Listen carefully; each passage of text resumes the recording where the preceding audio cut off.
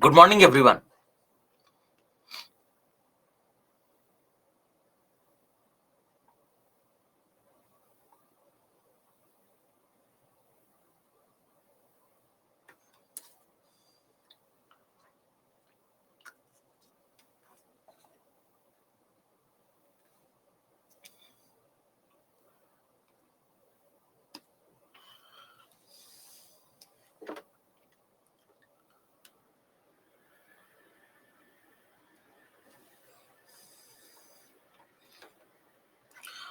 So, yesterday we had discussed the concept of regionalism and communalism, and as an answer to communalism, to stop the challenge of communalism, we were discussing the concept of secularism, wherein we discussed about two things. One is secularism of the state, and the other one was secularism of the society. Now, when we talk about state, there were two ways in which secularism can be achieved. One was the Western way, and the other one was the Indian way of doing it. Now, basically, we had discussed the differences between these, and I hope you went through the PPT. It contains everything. Now, if we talk about Western concept, it talks about the separation of state and church. That is, there is a wall of separation. State does not enter the domain of politics or state, and state does not enter religion in any way. So, there is a mutual exclusion of both. Both do not get into each other's domain. Then religion becomes a private matter. So for state, it is just a citizen, and not their socio-economic background that matters. It is only the political idea of citizenship that matters. So religion is everyone's private affair. Then we talked about Indian concept, wherein Indian constitution provides equal protection and equal respect to every religion. Then why did it come? Because India is a multi-religious society. We have a diversity of religion, and state has to maintain equal distance with each other, with all the religions. Then it does not favor one at the expense of others, and state does not adopt any religion. Now the argument was, what happens to the minorities if the state does not interfere? What happens to various evil practices based in religion if the state does not interfere? And also, to a certain extent, we find religion's entry into politics as well, so in form of your vote bank politics. And also, you find that it would not be possible with the diversity that we have. It would not be possible without making any laws on religion. So this was the basic difference between these two concepts. Now, Western concept, as has already been explained, how did it come into picture? It is one majority religion, and they do not have a lot of diversity. And also, the church was getting stronger, the religion was getting stronger, and state had to change it. That's why the concept of secularism. And then we discussed whether the Indian secularism is a copy of Western secularism. And we said that Indian secularism has been there,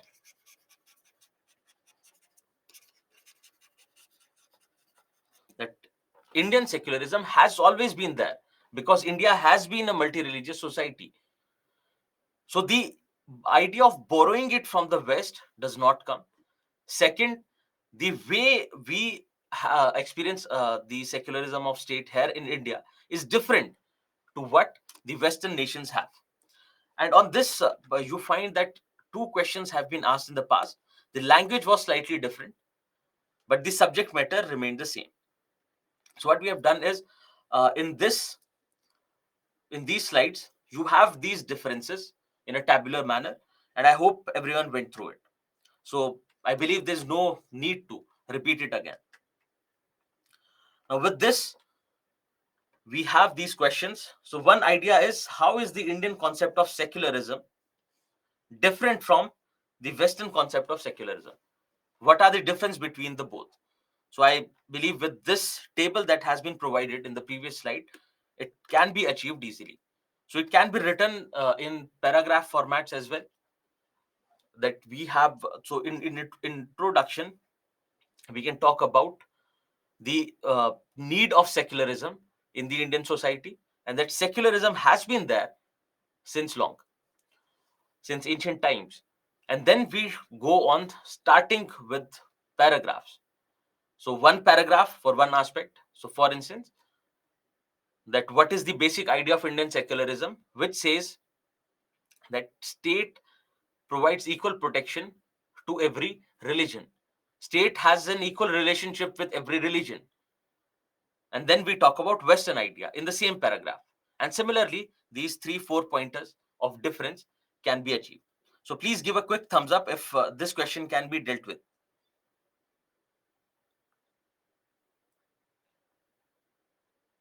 Okay.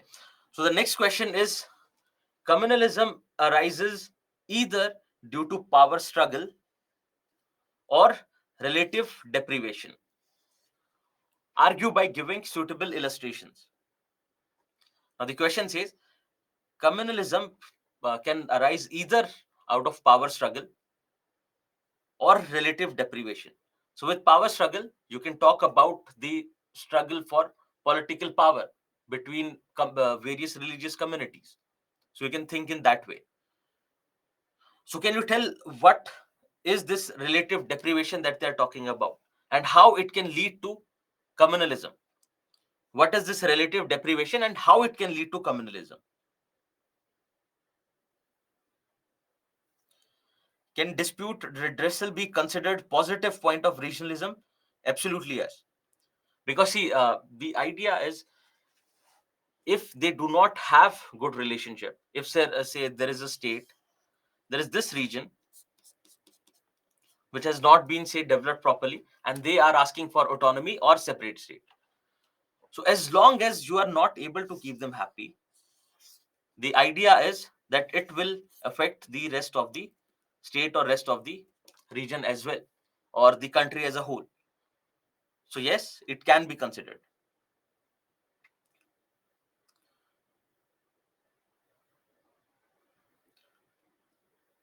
So deprivation in the sense, when we compare two communities, we can see that yes, at times there's one community which which has been left behind in the process of development. So relative deprivation in that sense. Can you suggest this, apart from power struggle or relative deprivation, can there be other ideas, can there be other issues which lead to communalism? Yes, so relative deprivation is one community may feel deprived compared to other. Yes, it is.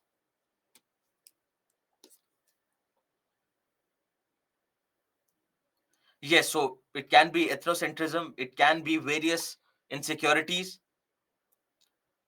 Great. It can be alienation in the society. Yes. So there we talk about uh, how it happens on an individual level. So we do have to give these examples, and we can give these examples in conclusion, that how various other factors apart from relative deprivation and the power struggle also take place. So power struggle can be talked in terms of either social, political, and it can be economic as well. If you remember, we had discussed that idea of economic competition between two communities. So great. So when we talk about relative deprivation, it also, this relative deprivation can also, one, it can be economic, that one is less developed than other, and then it can also be relative deprivation with respect to political representation or political power. So when you address these, do not think of relative deprivation just in terms of say economic underdevelopment of one community. You take it up as political deprivation as well, because there can be a minority community, because in democracies what happens generally, it is the government formed by the majority. And because of that, you find lack of representation of minority, and hence you find various positive discrimination methods in countries. So because of which they can feel relatively deprived in terms of political power as well. So these can be the dimensions with which you can answer this question. And also, while concluding, you can mention other factors which also lead to communalism, and briefly, that too briefly. So I hope this question can be answered. Now, also what you have to do is, this is your homework. Just think about, just think about how India has dealt with its diversity, and think in terms of communalism, how India has dealt with its religious diversity, because the idea is that we have been faring better as compared to other nations, other, say, Western countries. And even with this kind of diversity, we do not see a lot of issues happening, we do not see a lot of communal conflicts. Yes, so Deepika has made this observation that currently Muslims might feel that they are not adequately represented in the legislature. And yes, it happens, and it happens so that not just religious minorities, in terms of regionalism as well, we were saying that this area is underdeveloped, you do not have adequate political representation in the state legislature, say, for instance, and that can also lead to the feeling of regionalism. So yes, the pointers are more or less same. So yes, so the idea is, the question is how India has dealt with its religious diversity, such that we do not find the kind of communal conflicts that can be assumed looking at our diversity. So this is something that you have to think about and see what pointers you can come up with. With this, we enter into our next chapter, that is poverty and hunger. Now, with poverty, if you remember, this is where we draw the line between social issues and social justice. So, poverty being the last topic of social issues that we are going to take up, and also the first topic of social justice. Now, also, you find that you have to read poverty from paper 3 and paper 4 perspective as well. So, paper 4, it can be a moral issue, how to address poverty, with whether we are doing sufficient, whether we are doing enough to deal with poverty as an issue. Then also, it is there with respect to economy as well. So, when it comes to measurement, one idea is that whatever current method of measurement is, that is all that you need to know. And that you might have heard of multidimensional poverty index. This is the method that we are using, and we'll come to it, do not worry. So I'm just telling you that uh, this is all that we need to know from measurement point of view, and we have to see primarily how the realm of poverty has been changing, the way we used to define it earlier and how it has changed over a period of time, and what are the various causes and effects of poverty. And you have already seen that with respect to poverty, a question on vicious cycle of poverty has been asked, which was taken up by us in the last chapter. So when the moment I say poverty, the first idea that anyone gets is lack of income, say less income or no income, being landless, not having enough to eat, not being able to have proper nutrition. And this is what the picture generally comes in our mind.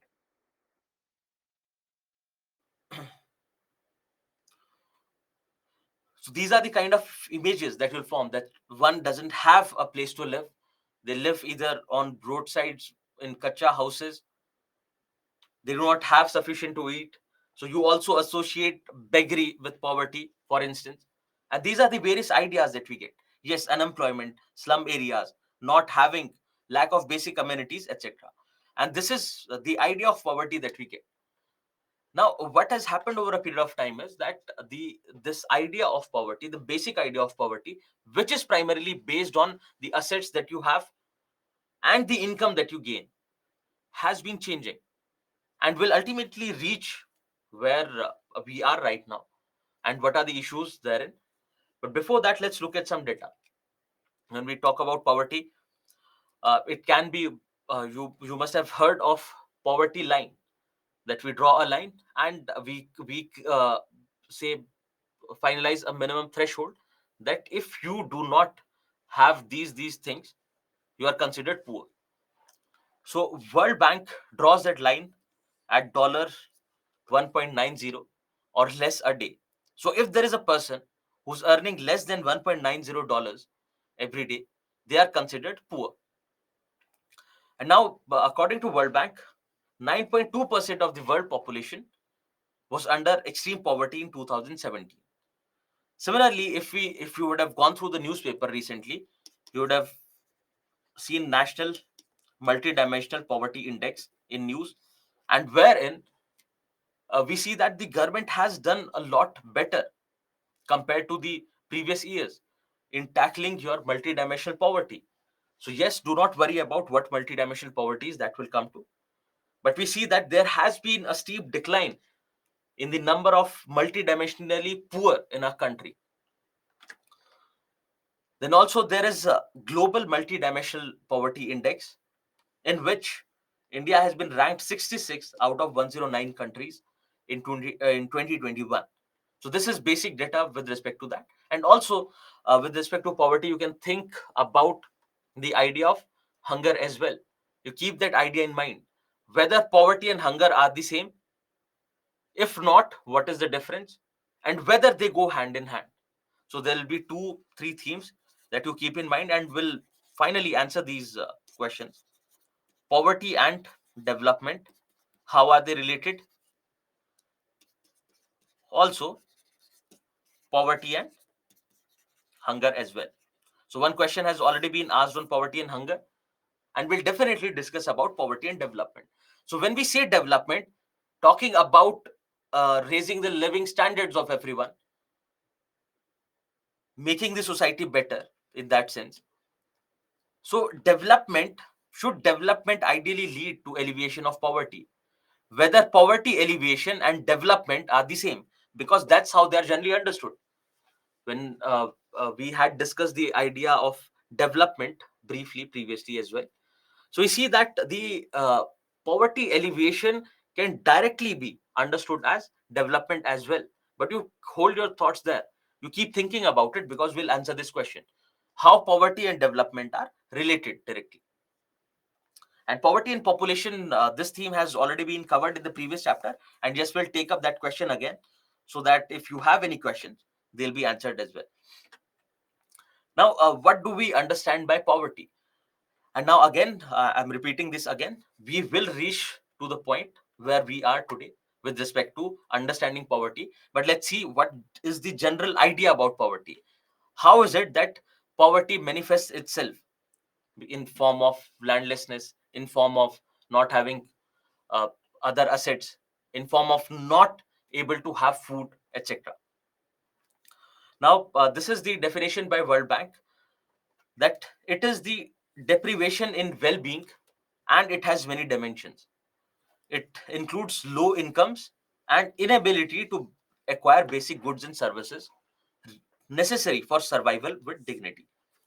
So the idea says that it is basically the deprivation in well-being, wherein you do not have basic resources to take care of your well-being. And this idea of well-being will also be discussed in the future. So what is this idea of well-being? Whether it is your economic well-being, whether it is your social well-being, or is it more than that? So deprivation in terms of well-being, that you do not have sufficient income, the income levels are low, and because of that low income, you are not able to acquire basic goods and services like education, health, healthcare services, not being able to have proper nutrition. So this is the basic idea behind poverty, where it is related to your income levels and your social security. Now, if we look at various features or various ways in which it manifests, you have this list here. And here as well, you will find generally either economic, political, or social deprivations. And also, I'll repeat that this is something, when we talk about various aspects of poverty, we find that there is always a cause and effect relationship, which is termed as vicious cycle, which will be discussed again as well. But let's take one example from here. So if one has low income, for instance, if one is poor, they have low income. If they have low income, they would not be able to, say, get education. They would not be able to skill themselves. If they are not able to skill themselves, they would not find, say, high paying employment. So they'll have low income levels. And if they have low income levels, ultimately they are considered poor. So this is the way in which this vicious cycle of poverty works. So having low income is both the cause and effect of poverty. And this is the way in which we will understand various dimensions of poverty, that what are the various causes and consequences of poverty. So for now, having few assets, being landless, having low income can be associated with poverty. For instance, if one does not have land, and particularly in rural area, how do they grow crops? How do they take care of their basic family needs? Similarly, if they do not have sufficient assets, think, for example, think of, say, any modes of transport, say a bicycle as an asset. If they do not have a bicycle, it restricts their mobility. Someone living in a remote area, if they do not have any mode of transport, they would not be able to go out and get a gainful employment, hence leading to poverty. Then with poverty, you would not have sufficient income, and your levels of consumption will also be low, because, say, one earns 100 rupees a day, and with 100 rupees they cannot possibly take care of their, say, 3 meals. So ultimately their levels of consumption with respect to nutrition will be low, and also their levels of consumption with respect to other things will also be low. Then when we are saying that we do not have enough to consume, how can we save? So savings, and you remember this, savings, having, say, monetary savings is also a factor basis which poverty is targeted. And in this regard, you can think about your Jan Dhan Yojana, providing bank account to everyone. So if you have bank account, one idea is that you'll have bank account only if you have savings, because you get money and you put it somewhere, so that you have something for contingency or emergency. And another idea is providing bank account to people can inculcate the habit of savings. So do remember this idea of saving. And because this is something that we will find mentioned in our multidimensional poverty index, then high levels of indebtedness, if one doesn't have enough, they would have to save. For instance, for an emergency, they would have to borrow from somewhere. And if they borrow, they do not already have assets, they do not have anything to keep as collateral. So your institutions like banks, they would not provide any loans. It will be informal money lenders who will ultimately provide them with money, provide them with credit. And what happens because of that is they fall in the trap of debt, wherein, because they are not providing any collateral, the risk with respect to them returning the money or returning the credit back is very high. And because of that, the interest rates are also very high. So generally you'll find that the interest rates are so high that they are not even able to take care of the interest part, forget about the principal, and which ultimately can also lead to practices like bonded labor. Now, being jobless, having insecurity with respect to employment, not having a job, and not having guarantee. Think of daily wage laborers. They do not know whether they'll get work tomorrow or not. And their food security is directly dependent on their job security. Because if only they get enough money, if only they get some work to do, then only they'll be able to take care of their security needs of the family. So joblessness and and employment insecurity will ultimately lead to food insecurity. Then with illiteracy and lack of formal education and training, you cannot find a gainful employment, you cannot find a high paying employment, and rather you'll be restricted to working as a manual labor. And therein we see that our unorganized sector, particularly in India, who employs which employs the most of people, you'll find that there is no job security, there is no social security. If you fall sick, there is, like, say, 7 days working. The working hours are more compared to your organized sector. Then having poor health leads to unproductivity, as in the case of population we have seen. Then not having house, you are made to live in slums. If you are living in slums, it directly affects your health because of the problem of clean drinking water, because of the problem of sanitation, etc. Then marginalization, because you see that there can be people, and it need not be on the basis of region, but there can be people who are marginalized in the society. They do not get jobs, they do not get any opportunities as such. And this happens particularly in rural areas, wherein you'll find that there'll be communities, there'll be groups who are not even considered a part of the mainstream development process. And this marginalization can happen on various levels. It can be social, it can be economic as well. And because of this marginalization, you find that they'll have high dependency rates.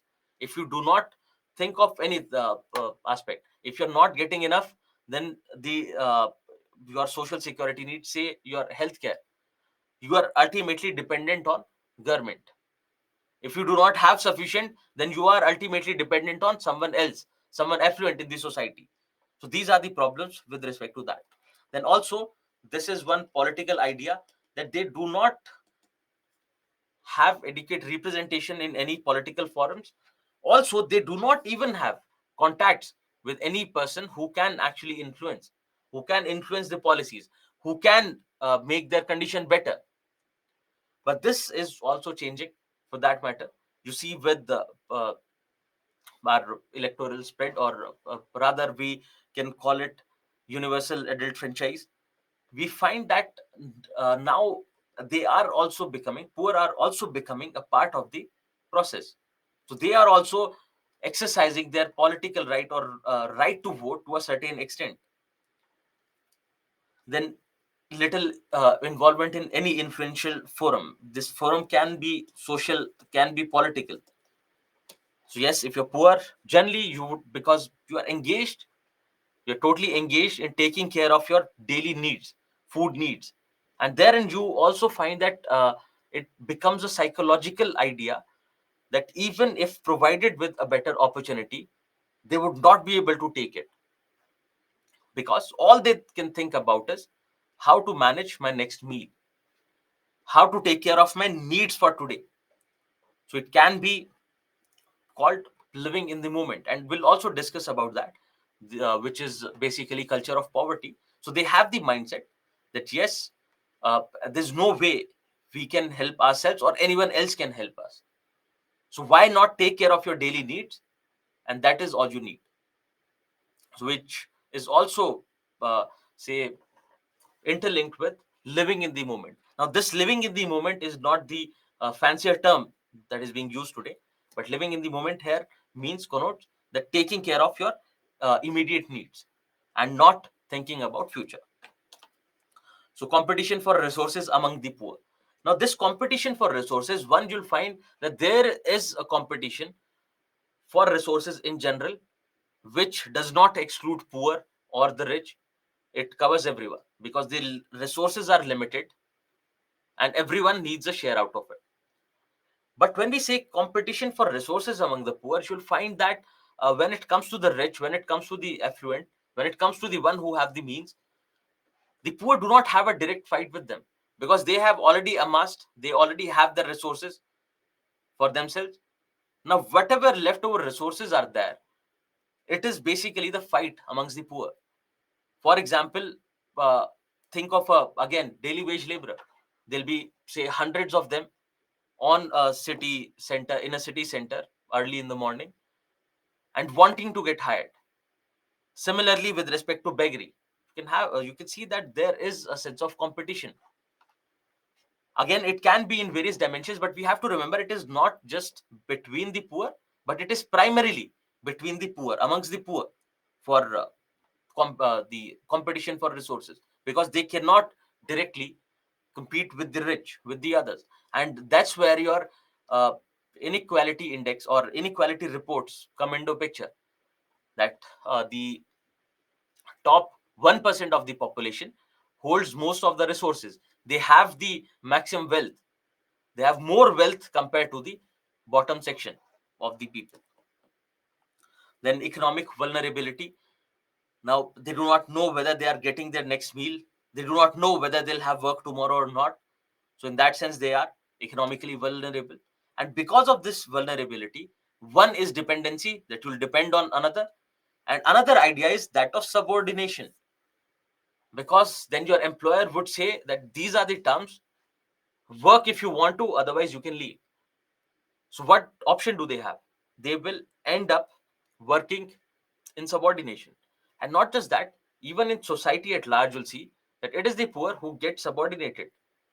The reason, their material wealth, generally. Now they go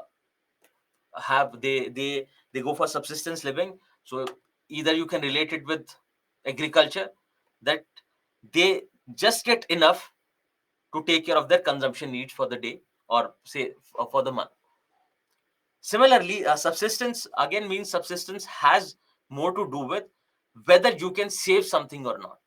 So yes, this consumption can be complete. Yes, they are able to take care of their dietary requirements of the entire family, but ultimately they do not have a saving. And think of, the more you think about what future has for them, you will get worried more and more. Because if there is someone who is working in any form of unorganized work, if someone is into beggary, or someone is working as a landless labor, you see that with age their levels of health will deteriorate. Their health is going down, but they still need to work every day to take care of their needs. And that is what the issue is. And this vicious cycle of poverty, you'll see that it passes on from generation to generation. So the father was living in poverty, the father and the family was living in poverty. They were not having enough means, so they would not be able to provide good quality education to their children. And now if they also do not get good quality education, if their health is also not being taken care of, they end up working in the same way. They end up working in the same unorganized sector. And ultimately you see that, uh, one, that if just now think about the son, now he just has enough to take care of the immediate family's needs. Then what happens to the elderly? Because they are dependent on them. Either they have to go out and work till later ages, else they are dependent on them. And if they are dependent on their children, the children would not be able to manage this. So generally what happens with this vicious cycle of poverty is, that ultimately this poverty leads to population boom. The reason being that they'll need more and more helping hands to take care of the familial needs. Because ultimately, if people are not able to earn sufficient, if one member of the family is not able to earn sufficient, then you'll need another one as well. So this is basically the idea, and need not worry about it. And then they'll have low self-esteem, because they would not have the kind of confidence that we have. They'll feel, but they'll have that sense of deprivation, and because of which they lose all hope, because it has already been, say, 2 3 4 generations since they have been living in abject poverty. So they do not have any hope for that matter. And also society will, because society has a way of stratifying, and society will always accord a low social status, and they will live, they'll feel of themselves as deprived and marginalized, and they'll resign into their poverty. They would not want to become a part of this mainstream society. But also, these are a few factors, and you'll see that yes, we have a couple of political factors here. Then we had one psychological factor, But it is way more than that. Because just keep this question again in mind. This is also one question. If you provide someone education, if you send someone to school, would that mean that they can be brought out of poverty? Sending someone to school, would it have a direct implication on poverty?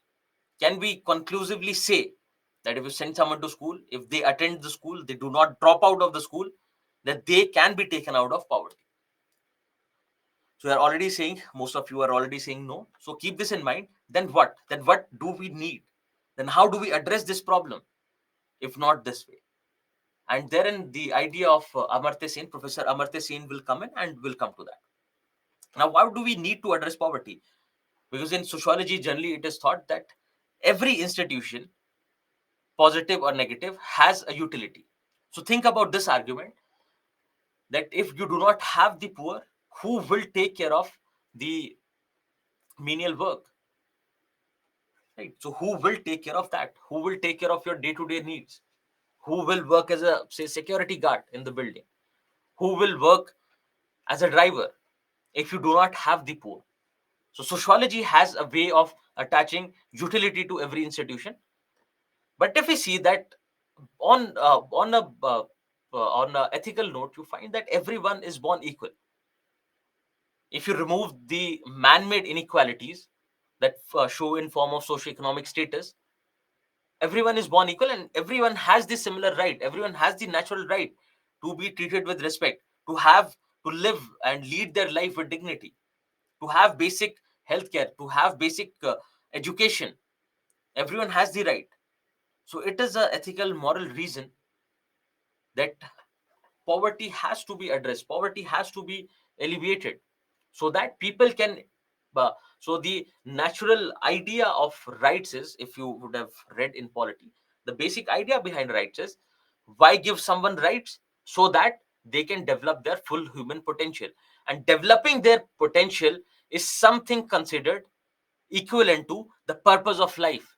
So purpose of life in political ideas is generally related to fulfilling your potential, to fulfilling your dreams.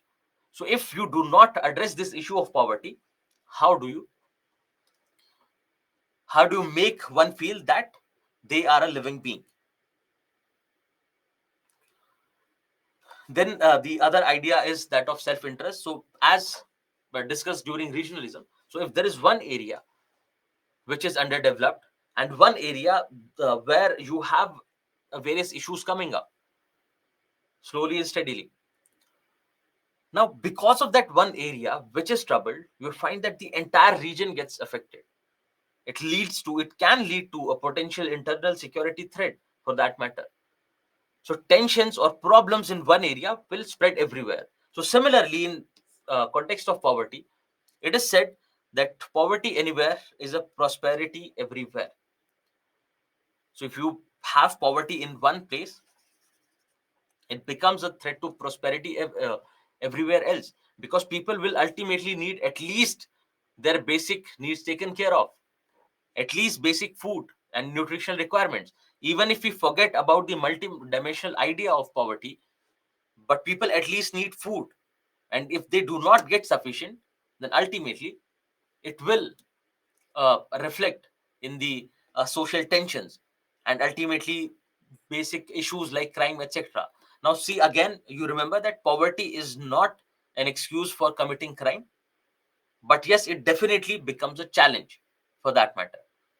So that is the reason we have to address poverty. It should not merely be looked at from a utility point of view.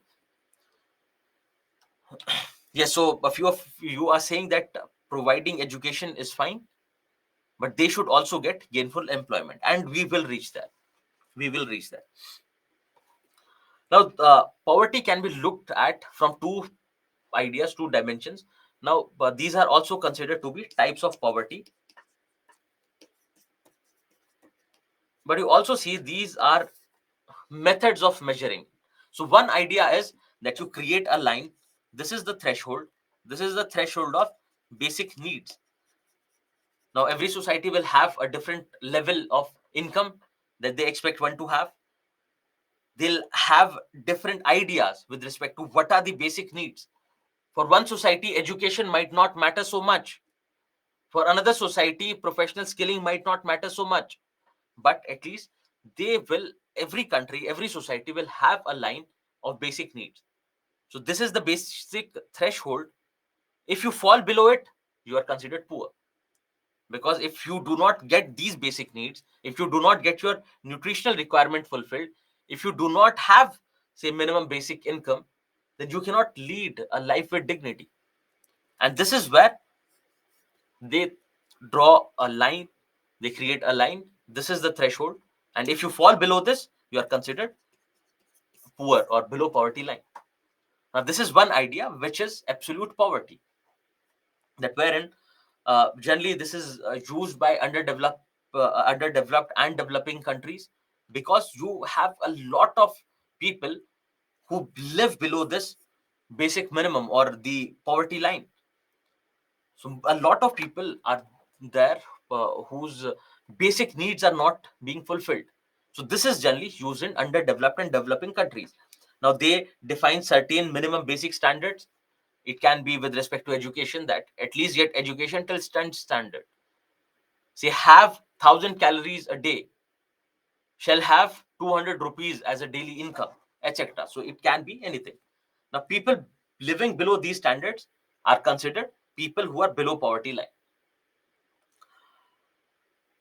Now, also, when we talk about developed nations, you'll find that they do not have problems with respect to these basic needs.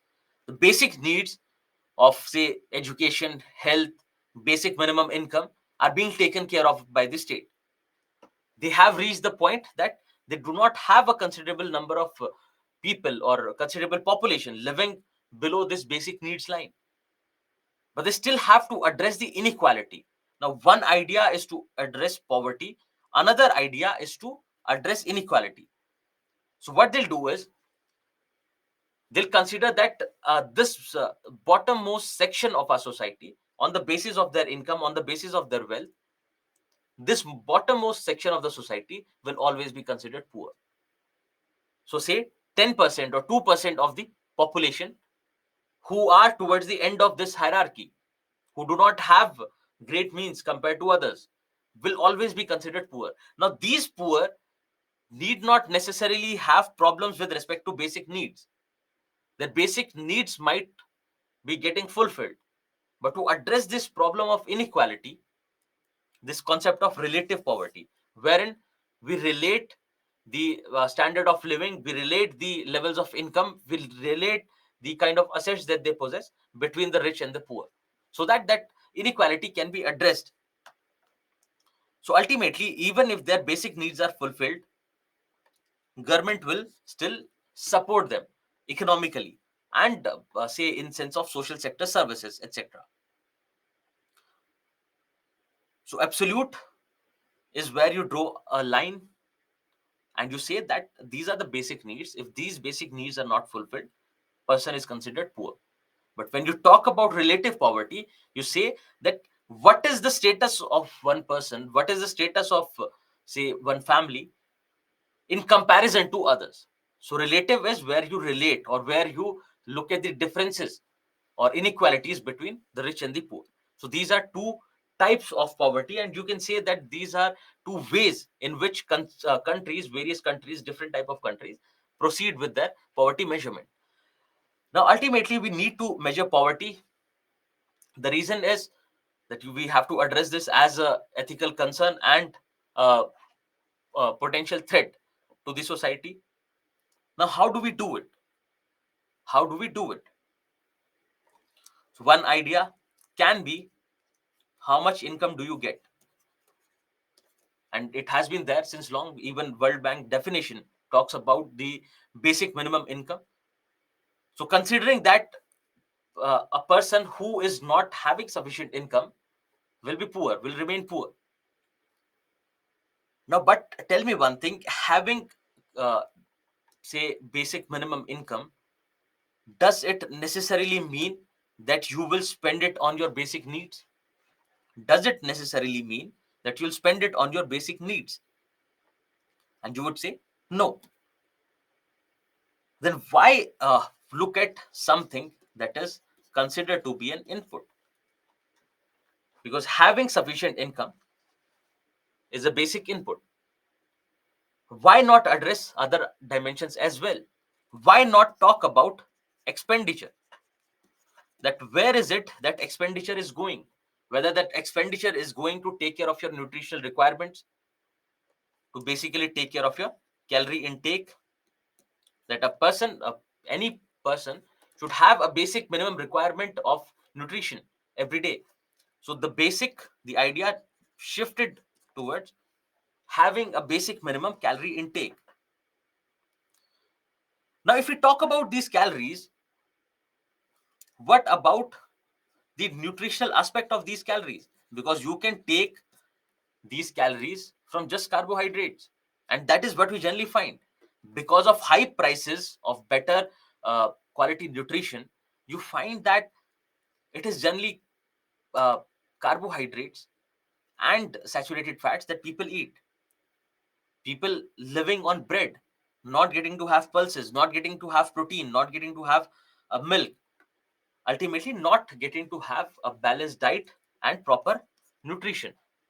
And then this idea started shifting towards nutrition, that it is not just the calorie intake per day, but the amount of nutrition that they derive from that calorie intake.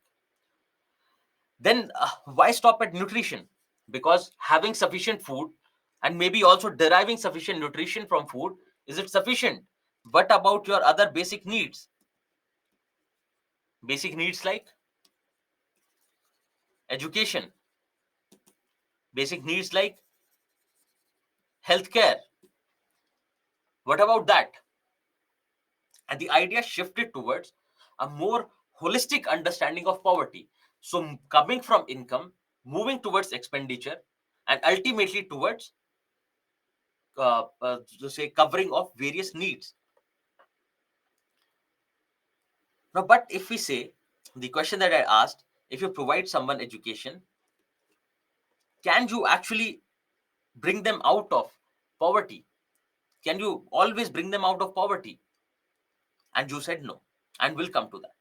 Now, to understand this idea, the new idea, because you see that income is input, and if you talk about expenditure, and if you talk about expenditure on health, if you talk about expenditure on education, on proper balanced diet, then it is pretty much the output. That yes, now we are looking at the output. But what about the outcome? What about a person's capability? Take example and you'll understand everything. Now consider two people, and this is the example given by Amartya Sen in Development is Freedom. So there are two people. One is healthy and can function well, who's A, and then there is another person, B, who doesn't have legs, for instance, who doesn't have legs. Now, if we talk just in terms of material possessions, or how much or how many assets one have, or what is the level of income that one has, can we say that it will impact them equally? Having say similar income, having similar assets, would it mean that it will have an equal impact on both of these people? And the answer would be no, because think of an asset like bicycle. To increase mobility, if we provide both of them with a bicycle, do you think that it'll have the same impact on A and B? And the answer is no, because B doesn't have legs. He or she cannot even use that bicycle for enhanced mobility. Also, if we say that we provide them both equal income, but their needs are different, B would end up spending more on her health needs compared to A. So, having similar assets, having similar income does not necessarily translate into having a similar outcome. On that note, you can see providing someone equal educational opportunities, providing someone equal healthcare opportunities would not have a similar impact on everyone. And that is where the idea of outcome comes into picture, and hence leading towards the idea of capability. Now, what they say is that merely going to the school, merely attending the school would not help. What about the learning outcomes? Whether sitting in the classroom has made a difference to the levels of learning of that person or not? Has that education made the person capable of, say, taking up a job tomorrow? Or it has whether enhanced learning or not? So the idea shifted, has shifted more towards capability. So whether whatever assets, whatever money that we provide, whatever resources one has, along with it, whether they're capable to use it or not.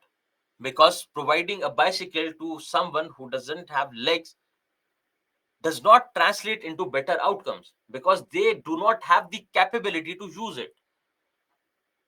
So from input towards output to outcome, and ultimately towards capability. And why capability? Because Amartya Sen's idea of development is related to freedom. The development is not merely having so and so things, not having material possessions. It is the idea of freedom that one has, whether one is free to lead their life in a way they want, whether one is capable of leading a life with dignity. And that is where the idea of poverty has shifted. And now you see that today it is not just related to not having land, not having income, not having educational opportunities, etc. It has moved way ahead of that. And when Amartya Sen defined the idea of well-being that we had discussed previously, so this well-being is not merely economic, because generally that's where it is related. Because one is not able to go to school because they do not have the economic resources. It is not necessarily the case. What about the one who is not healthy? What about the one who is, say, psychologically depressed? What about the social restrictions? Think about the old caste system in India. One might have sufficient resources, but they would not be able to go to school provided they are from a particular caste. So this disability can be on any level. So Amartya Sen defines well-being as uh, affected by various factors. It is not just economic or social factors, as generally understood, which uh, which uh, which caters to the well-being of a person. It works on various levels. So one should have perfect health, should be physically sound to enjoy freedom. And also from here, what we'll do is, you remember this, and we will link it to disability towards the end of our discussion, not today, but when we talk about vulnerable sections. Because with your accessible India campaign, you find that there has been a definite shift in the ideological framework. And you would say that what happens with theory, because this is all in the head, it is all theoretical. How do we make changes on the ground? And you'll see with this changing definition, we have been able to address more and more number of issues. Yes, there are problems with respect to that, but our definition, the way we target poverty, the way we target other issues, because of this theoretical framework, becomes easier, becomes better, becomes efficient. And you will see that with the results of your national multidimensional poverty index. So human well-being is not just limited to economic factors. They can be environmental in nature. If one is not living in a clean environment, the environment is polluted, they do not have clean drinking water, the sanitation is not proper, that is also a deprivation, that is also a dent in their well-being. So this is the idea of Amartya Sen. Now from here, what we do is we move on towards the measurement of poverty that is being taken up today. So previously it was basis income, then it became basis expenditure, expenditure on calories, from calories to the nutrition that is there in those calories. From there we added other aspects of household. What are the basic needs? What can be the basic needs? And now we have to move towards the current idea that we have, multidimensional poverty.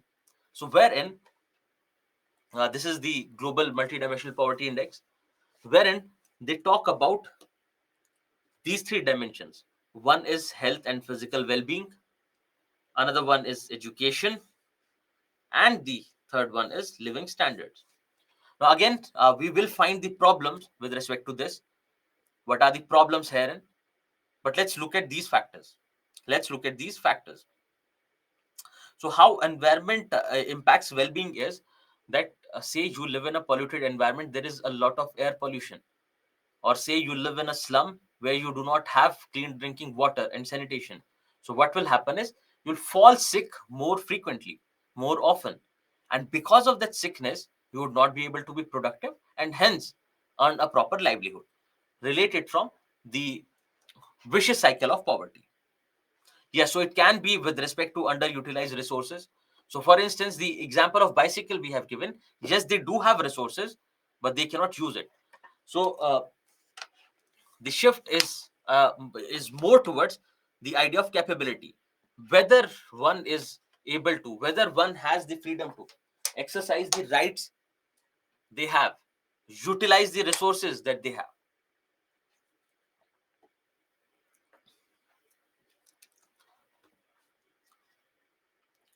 Now when we talk about this multidimensional poverty index, it is coming directly from Amartya Sen's idea of poverty and how we can address this challenge of poverty. Now, there are three dimensions that are mentioned here. One is health, the other one is with respect to education, and the third one is with respect to living standards.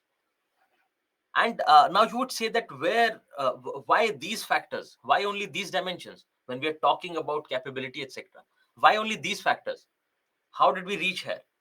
Now, the basic idea is your Millennium Development Goals, because this is where we find that for the first time the entire world, or the say larger human community, came together and decided that these are a few goals which should be necessarily taken care of. These are a few goals on which everyone came together, that yes, this is something that we have to achieve.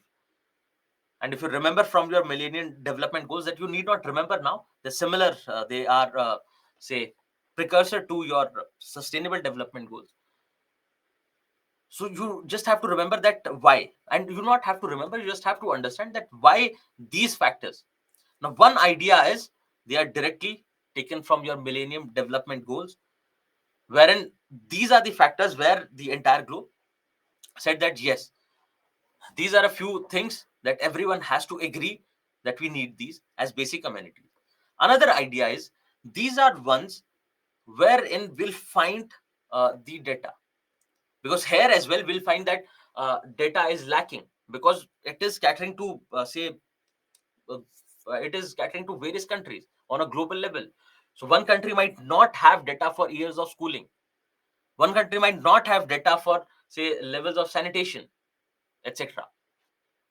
But still these are the ones where we have the maximum data sets coming from.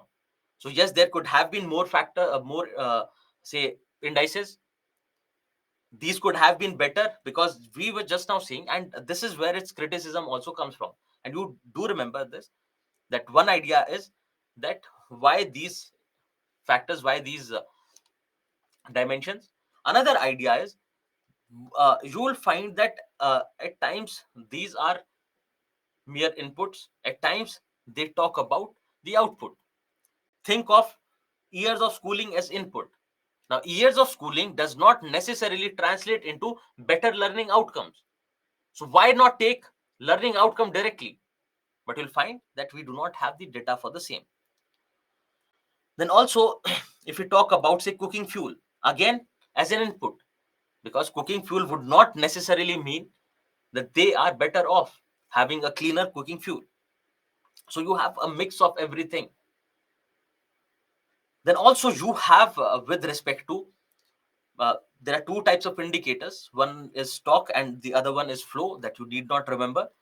But the idea is when we talk about flow indicators, they cater to the change. they cater to the change that happens over a period of time. So if the levels of sanitation get better, if more and more people get electricity over a period of time, it will reflect the change.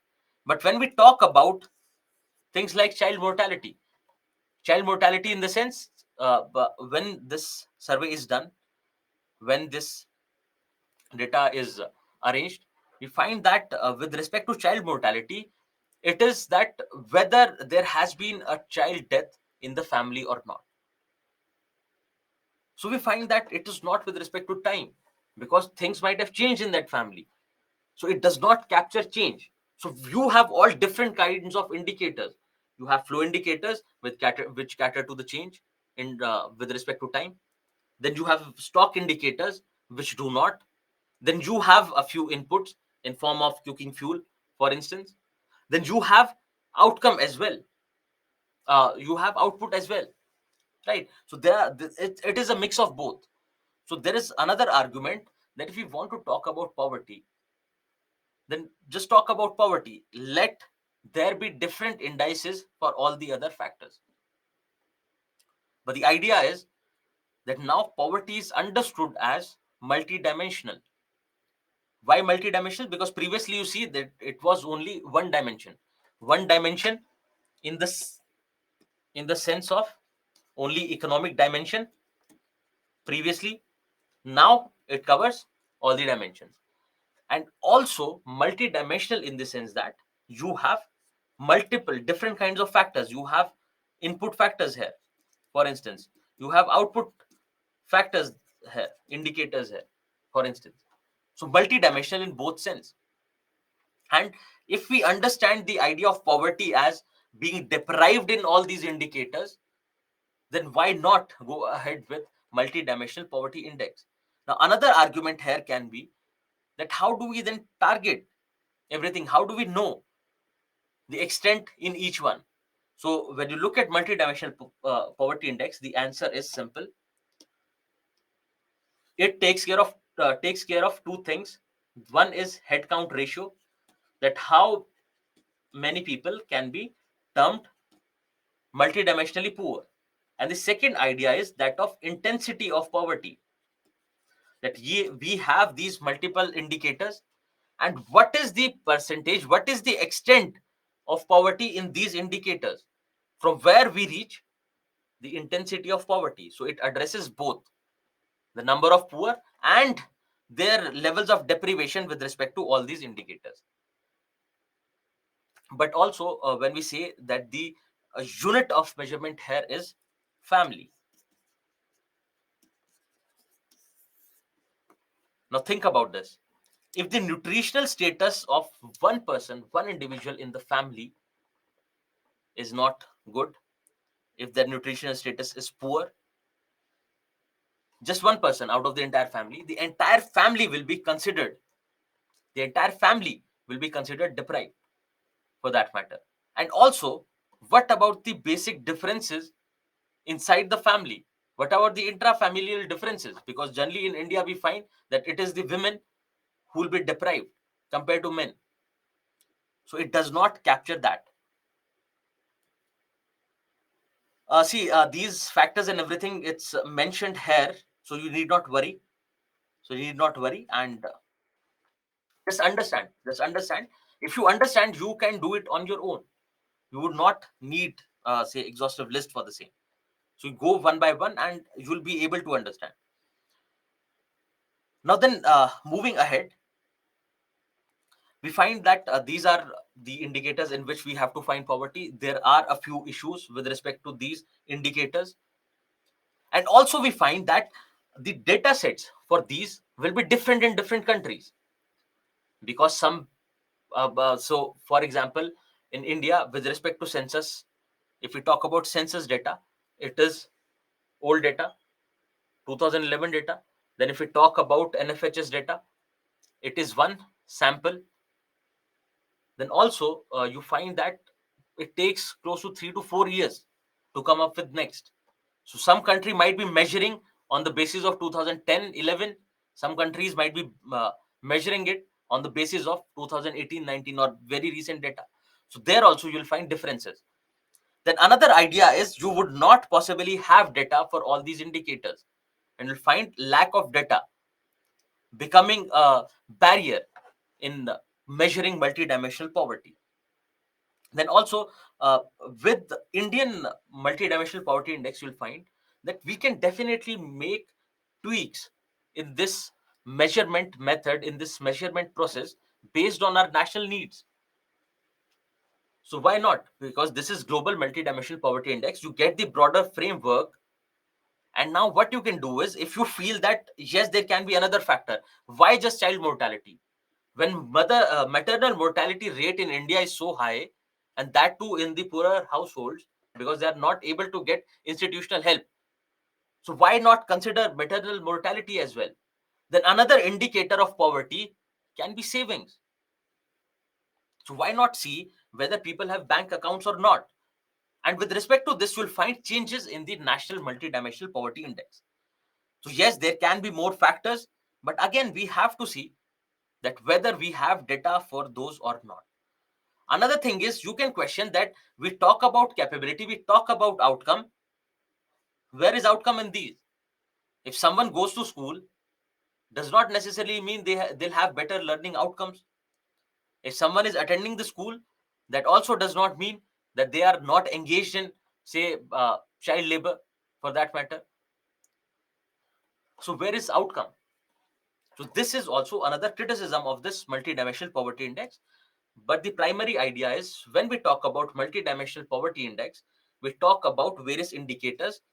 The broader the broader dimensions are health, education, and living standards, in which you have multiple multiple indicators. Now these indicators have different weightage. For example, health gets one third weightage, education also gets one third weightage, life living standards also get one third weightage. Now under health, nutrition gets one third, one sixth, sorry, one sixth. Child mortality also gets one sixth, because they are divided in half. And similarly, here also you'll find one sixth, one by sixth. Then all these will get 1 by 18 each. That is their weightage. But then you can also question, where does this weightage come from? Again, the idea is, the indicators, weightage, everything has been discussed thoroughly amongst the amongst various stakeholders, and this is what they have arrived at. This is what they have arrived at. And yes, it can be different. There can be more indicators, there can be less indicators, etc., etc. But ultimately, we find that this is the best we have right now on a global scale. Because yes, it will show a lot of disparity with respect to countries because of the availability of data sets. Because if we take data in India from 2015-16 and NFHS, that is NFHS 4, there are a lot of difference in that data compared to what is happening today. Right? So it does not have a sample size. It takes data from your national family and health survey. Then about this, so whatever indicators you take, there is a minimum threshold, that if there is no electricity in a household, they are considered poor. If they do not get clean drinking water, if the sanitation is not proper, they are considered poor. Then if any school age child is not attending school up to class 8, they are considered poor. So you see that if you talk about say school attendance, it captures only till 8 standard 1. And it can be the case that because of some other reason, the child is not going to school. It can be some health reason, it can be some other social factor, but the entire family, the entire household will be considered poor in this indicator. So yes, there are discrepancies, and that I'll keep mentioning unless until I feel that we have realized that any indicator for that matter will have problems.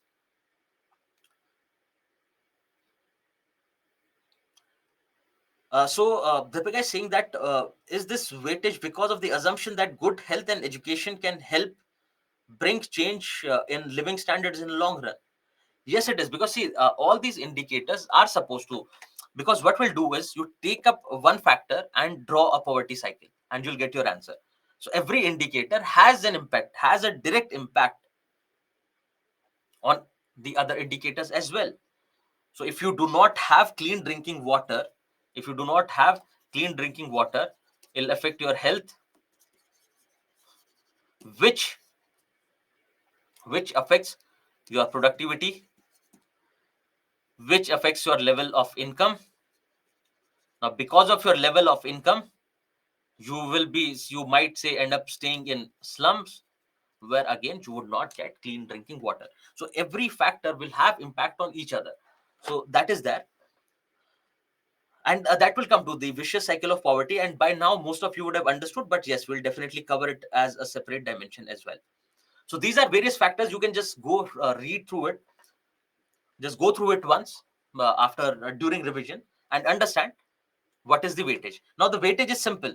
See, if we accord 1/3 each, so the total number is 1. The total number is 1, in which there are 3 dimensions. So if we divide them by 3, if we give them equal weightage, every dimension gets 1/3. Now, in these dimensions, for example, in health, you have 2 indicators. One is nutrition, other one is child mortality. So if you divide it in half, you get 1/6 each. They get 1/6 weightage each. Similarly, in the matter of education, year of schooling and attendance. Then when you come to living standards, there are 6 indicators here. There are 6 indicators here. Then you'll find you have to divide them by 6. So 1/18 each. I hope you got the calculation. Yes, so Nikat, this is the problem. Nikat is saying that if one person is not healthy, not getting proper nutrition, then the entire family is considered poor. Yes, it is. So again, it is not able to capture everything for that matter, and also it is not able to capture particularly interfamilial problems. And you see that if any adult or child in the family is malnourished, they are considered deprived in this particular dimension of nutrition, right? Weightage of health is 1/6. Yes, so there are 2 indicators, 1/6 each. Health gets 1/3 and both get 1/6 each. I don't think it's wrong. It's right only. You can maybe confirm if you feel so. Okay. So with respect to assets, now if they do not own more than one of these assets, now why these assets? Again, globally, this has been discussed that these can be the assets. So these are various factors basis which you find that multi-dimensional poverty index is calculated. No, health has been written 1/3.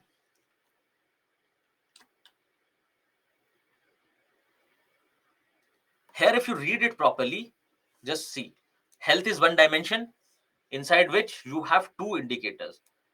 Each indicator gets weighted equally at 1/6.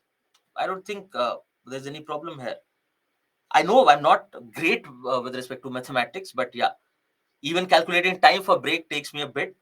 But yes, this is mentioned here. This simple calculation. This is a fairly simple calculation. Yeah. So okay, let's move ahead. Now, these issues with the MPI, we have already seen that there can be various issues. What is the basis for choice of the weights of these indicators?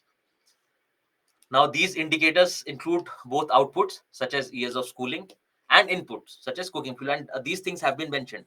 Then you have one stock indicator. And if you do not remember, you can just mention it as that does not change with time. So it does not capture change. These indicators do not capture change. Then we are not talking about the capability and the outcome with respect to these indicators. Then intra-family differences are not reflected, so on and so forth. So These are the criticisms that you can write. And also, we might have missed one or two, and from our discussion, I hope, while revising, so during revision, please do this thing during revision. Rather than reading what you have written in your notes, and rather than say reading the PPT, you take up that topic and try to do it yourself. So if you take up various dimensions, because it is a quick revision and a brainstorming exercise, which helps you that with which helps you with this. So if you say want to look at causes of communalism, what you do is, before you get into the PPT, before you start looking into your notes, you first think of that framework in your mind, try to put it down on a rough paper, and then finalize it. Then finalize your notes, so that it is a quick revision for you. It is a quick revision for you, and also a brainstorming exercise wherein you try to remember what might have happened. And also in issues like this, it'll be good way to analyze. It'll be a good way to analyze. Now, with this, we move on to the National Multidimensional Poverty Index. So, one is this Global Multidimensional Poverty Index, which is taken out by Oxford Poverty and Human Development Initiative and your UNDP. Then, this is your National Multidimensional Poverty Index by your Niti Aayog. So, as we said, that on national level, there can be different indicators. There can be different indicators, right? So national governments can come up with their own national multidimensional poverty index. So the broader framework remains the same. Broader framework remains the same. Just there'll be a slight difference in indicators. And also, so yes, Satyam, good question, that why unemployment is not mentioned. And similarly, you see that levels of income are not also mentioned, right? And why is it? Because the idea is of moving from inputs towards outcomes. So because income and employment work as inputs, and this is a very old method of calculating, and that's why we have moved here. That's why we are moving towards multidimensional poverty index, wherein it tries to capture the outcome. Yes, it has input based indicators here as well, but it tries to capture, because if you have income, if you have sufficient income, then only you will be able to take care of your nutrition.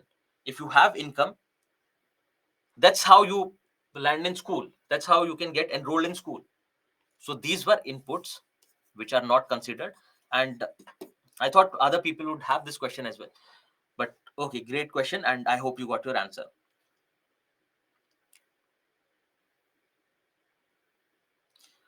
Manish, I'll come to this. And with respect to years of schooling, there is a difference. There is a difference in national multidimensional poverty index calculation and your global multidimensional index calculation. So stock indicator is something that does not change with time. Think of this. Your attendance changes with time, whether you are going to the school. If you say calculate this uh, after 5 years, so after 5 years, your school attendance changes will reflect. Then if we talk about whether you are using cooking fuel or not, the changes will reflect. Yes, you used to use countdown cakes previously. Now you are using LPG. But with respect to stock indicator like child mortality, it covers that whether there has been a child death in the family or not. Now, the National Multidimensional Poverty Index has tried to fix this problem with a slight change, but nevertheless, it stays a stock indicator. So, which stock indicators do not change with time, whereas flow indicators change with time.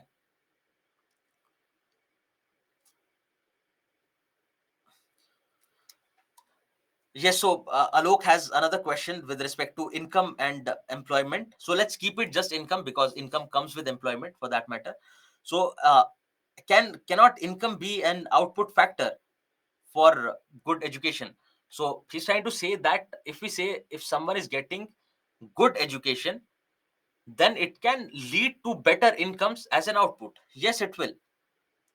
Yes, it will. And that is what your idea is related to. So your levels of attendance, your levels of schooling will also reflect on your levels of income that you might get in the future.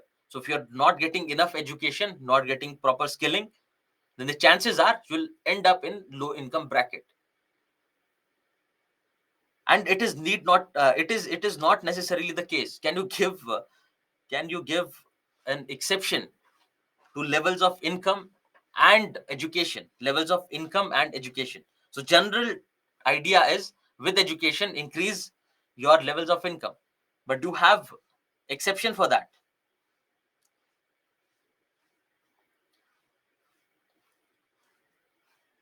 Can someone suggest an exception? Stock and flow indicators have been explained 2 times and you need not remember, and it's okay. You can just during revision can just go briefly through the discussion and you'll understand. So when I say that your levels of education decide your levels of income, this is what the we generally think, that your levels of education will decide your levels of income. But yes, there can be businessmen who are not educated, who can earn better livelihood than anyone else. Then there can be your political class, for instance. And also, Akal, this bank account which is mentioned actually has to do more with savings rather than income. It captures the idea of savings, because what we said was that savings also reflect on the well-being of a person, because you'll be able to save only if you earn sufficient. You'll be able to save only after all the basic needs have been taken care of. So it has more to do with savings. Now let's look at this. And if you look at the broader framework, it has remained the same. You have 3 dimensions: one of health, the other one of education, and the third one of standard of living. So these are the 3 dimensions in which we look at what is the status of a family. Now, in health, nutrition remains the same because it is obviously important. The child and adolescent mortality also remains the same. But you have this addition of maternal health.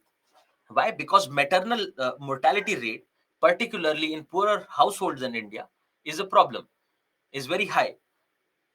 So, which is also an indicator of poverty, because you find that if you do not have sufficient income, if you do not have sufficient resources, you would not be able to, say, take care of your needs during the period of pregnancy. So one, you would not be able to uh, go for delivery in an institutional facility like a private hospital, for instance.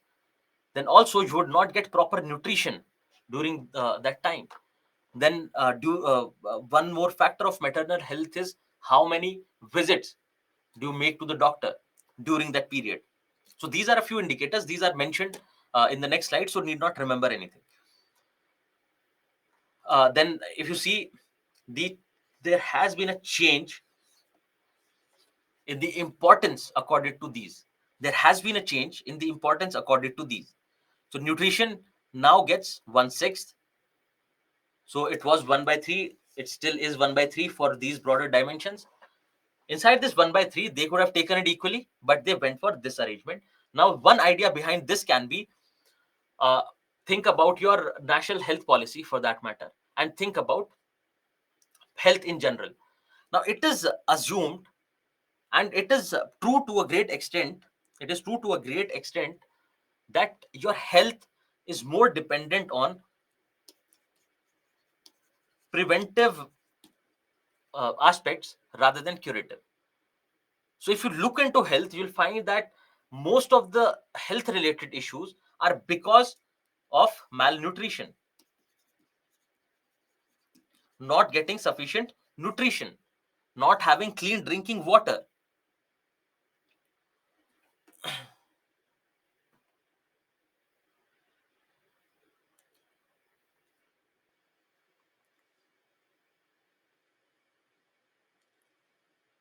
So you see that nutrition has been accorded more importance compared to the other two, because one, we have falling child mortality and maternal mortality rates, and also it is more preventive.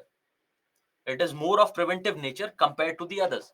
because if you have better nutrition, that is a direct indicator of your well-being, because you are able to have proper nutrition. Then also you find bank account which has been linked to savings, that you'll be able to save only if you have sufficient income and you have already spent on the basic needs of your family. So these are two indicators which we find changed, which we find added in the National Multidimensional Poverty Index in the context of India, brought about by Niti Aayog. Then also there is a change in the weightage in this segment. There is a change in weightage with respect to health. So according more importance to nutrition rather than child mortality and maternal health. Then you find that there has been a slight change with respect to years of schooling as well. Now, years of schooling previously in the global multidimensional index, it was 5 years. It was talking about 5 years of schooling. Here in Indian context, we are talking about 6 years of schooling. Yes, so capability aspect cannot it has not been covered, because you see, you look at these indicators. Now, if we want to say capture the outcome from education, yes, in Indian context, it could have been done. If you read the newspaper, in Indian context, learning outcomes could have been taken care of. You know why? Because you have the ASA report. In ASA report, they talk about the learning outcomes, and you should. One cannot say that it is deliberate, for that matter, that we have falling learning outcomes compared to the previous ASA report. If you look at the ASA report, the learning outcomes have taken a dip, and also learning outcomes is a better will give a better idea about education compared to just years of schooling. Yes, years of schooling and school attendance are important, because school attendance directly reflects on whether the children are engaged in child labor or not, whether they have sufficient resources to send one to school, whether they are not disabled in a social sense, that there is no mobility, they're living in a remote area, they cannot reach school. So yes, it captures those, but also learning outcomes could have been included, because we have the ASA report which measures it, and the data set is at least more than what we generally get. You do not have to learn these indicators, but trust me, if you read them once or twice during revision, you'll remember everything, because we have mentioned and discussed child mortality and maternal health multiple times.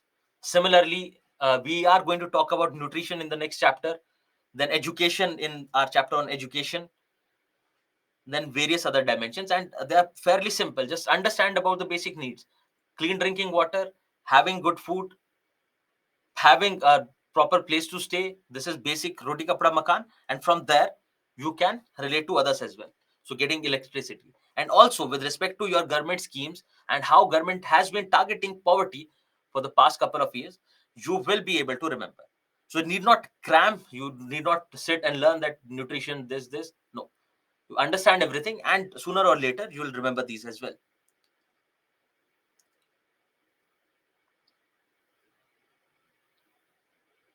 So you're talking about life expectancy.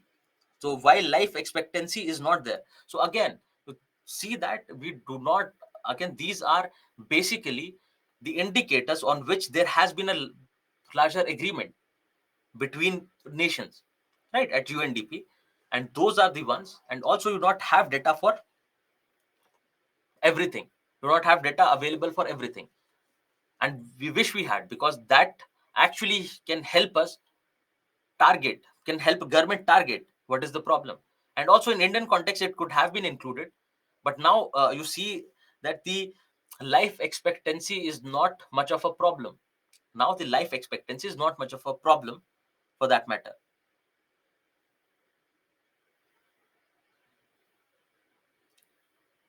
So how to calculate weightage? Why do you want to get into the calculation? It is very simple. It is very simple, that every dimension gets one third each. Previously in global multidimensional poverty index, we accorded equal weightage to every dimension and equal weightage to all the indicators within a dimension. Now there has been a change in health. There has been an increase of two indicators. So if it is 1 by 3 and you make this simple calculation, there are 7 dimensions here, 1 by 21 each, right? According everything, equal weightage. And also you do not have to learn how they calculate multidimensional poverty index.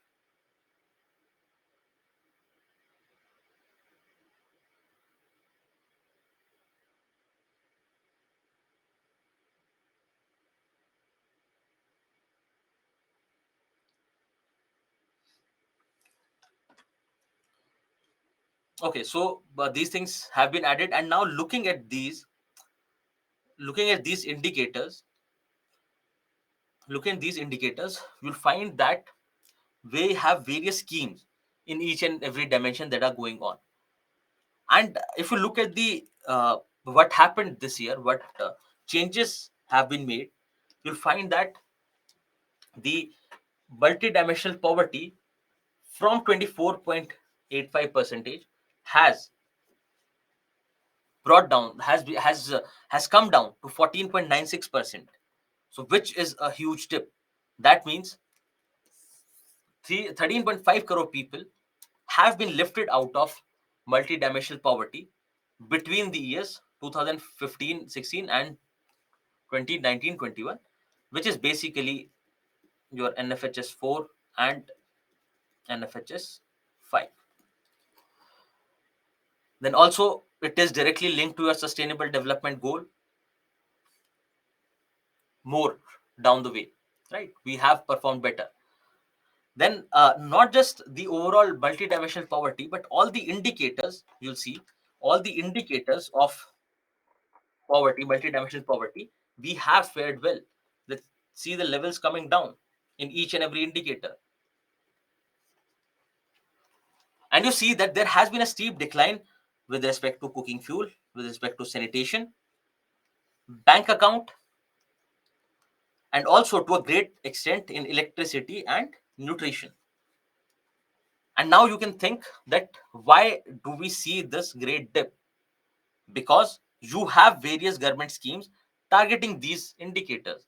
You have cooking fuel, because when we say that when we talk about Ujjwala Yojana, there is a criticism for Ujjwala Yojana, but we see that it is not just with respect to women empowerment. It is targeting poverty as well, because you see that you find a lot of people, and most number of people were actually deprived in this indicator of cooking fuel.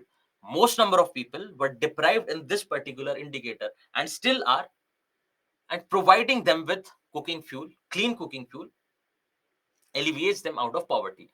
So the government policies, when we say yes, they are used as populist tools, but generally these policies are being made by your think tanks and your, say, people who are engaged in this work, in this research work for years, and they do not just randomly come out with things. So it is always planned. So yes, it can be used for as a political tool for gain in politics, but generally they are well informed decisions, well informed choices. Think about, Saki is asking government policy for sanitation. Think about it and you'll remember. Will come to you.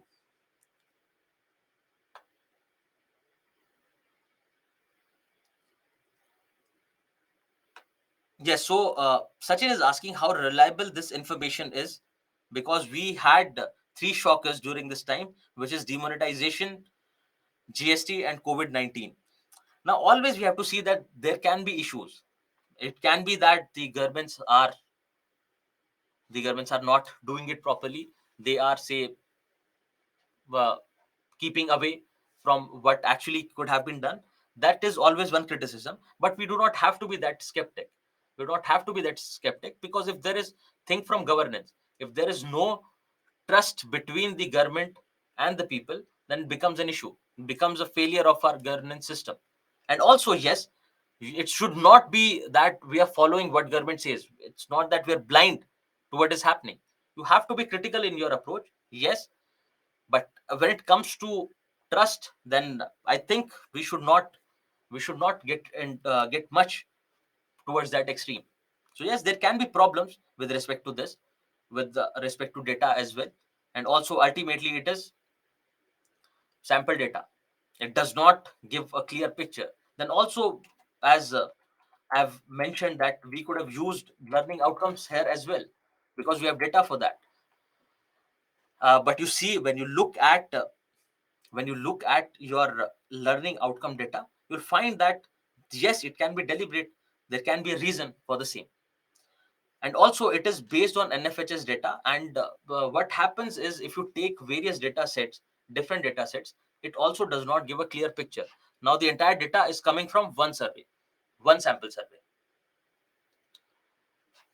But if it is coming from different places, then also it becomes an issue, because then there won't be any sync, won't be any coherence with respect to data. And also because the thing is, when you talk about, say, ASA report, they go to rural households primarily. It is only rural in nature. They go to rural households and it is a household survey. Then you would not know which family does what. So maybe with technology, because a few of you might be from data science background and might be better in terms of understanding of technology. Yes, maybe with technology we can, because if we have family IDs, and those family IDs are used, say, to identify everything, every aspect, then it can be done. It can possibly be done.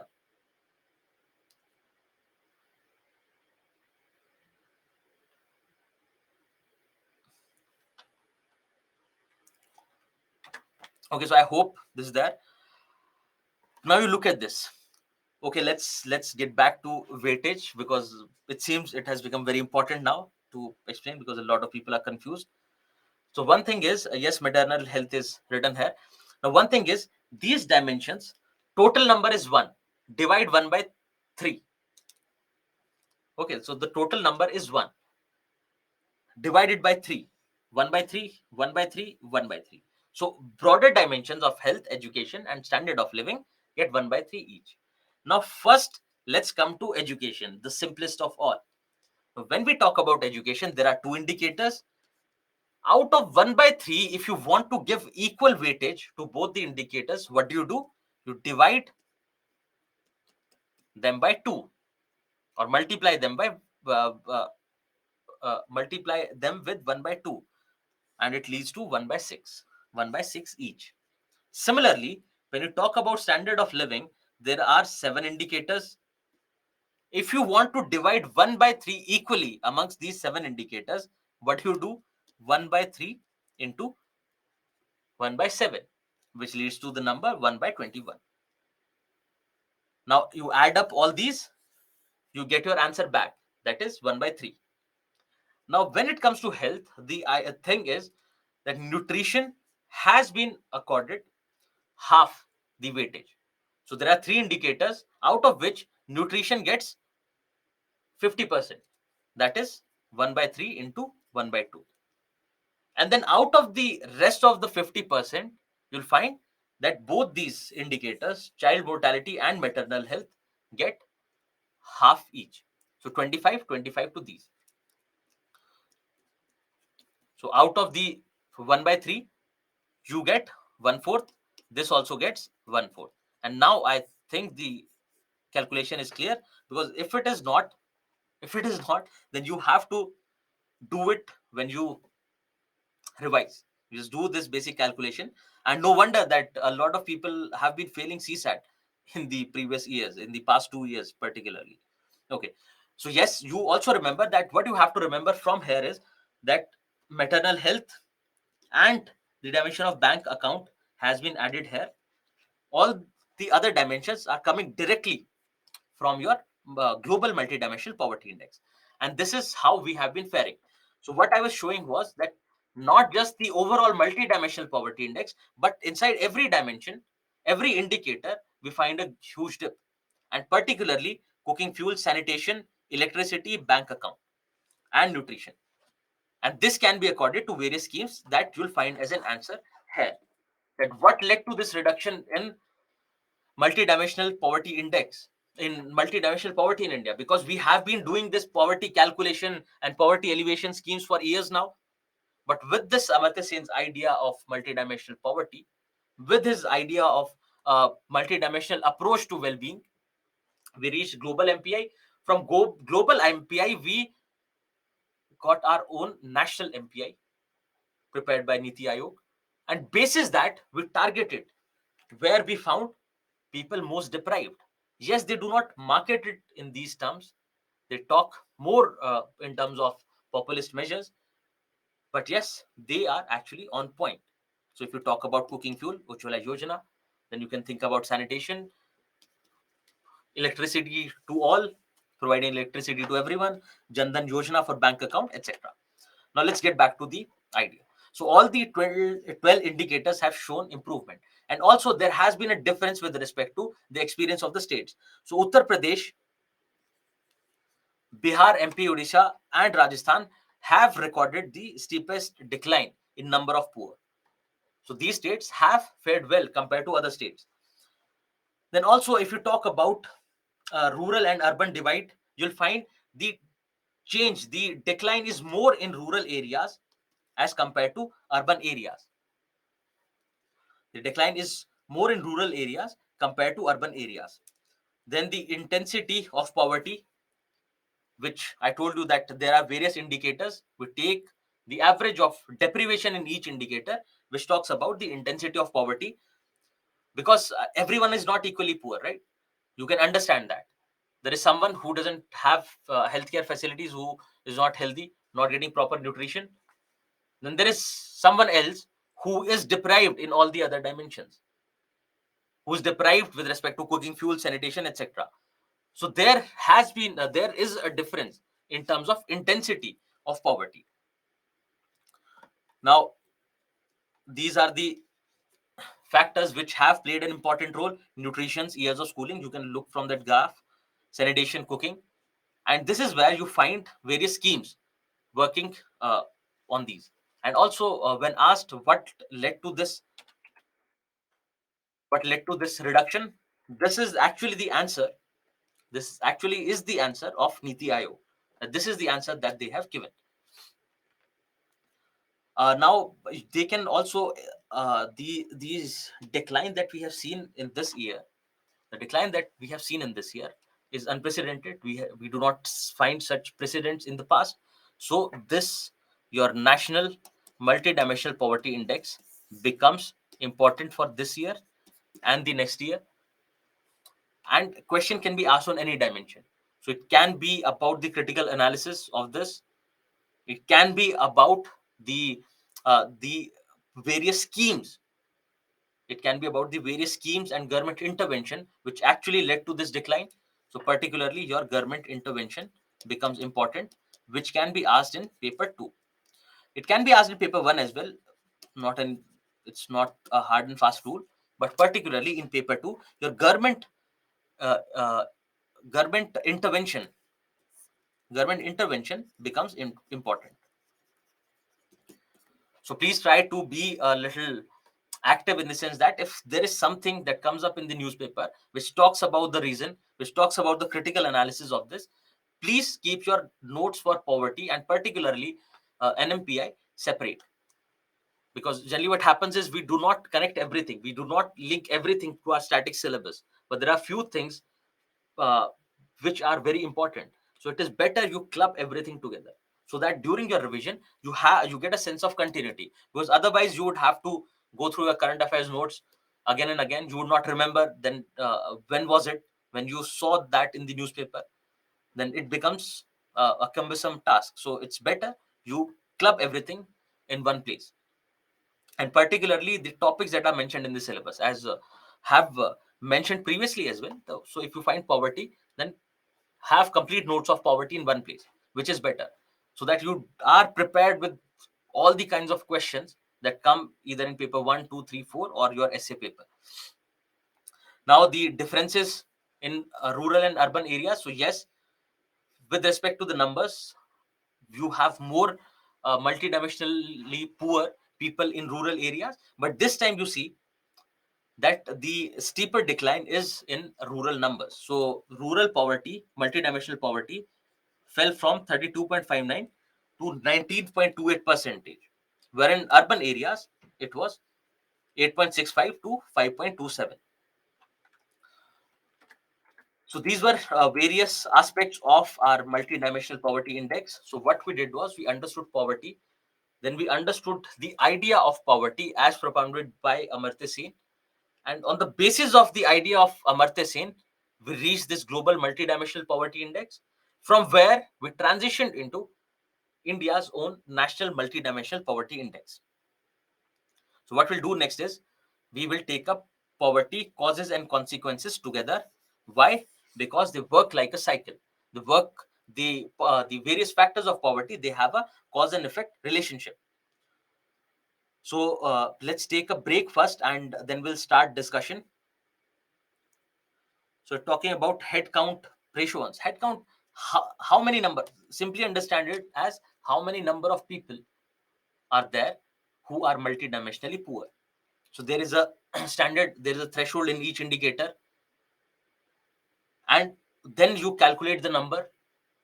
With that number, you find out that how many people are there who are multidimensionally poor. It does not matter to headcount ratio that how poor you are in a particular indicator.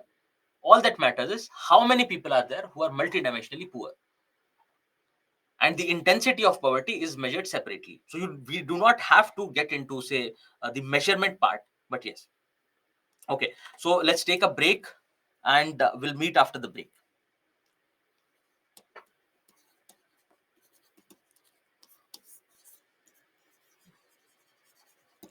And then we'll start our discussion on cause and effect relationship with respect to factors of poverty.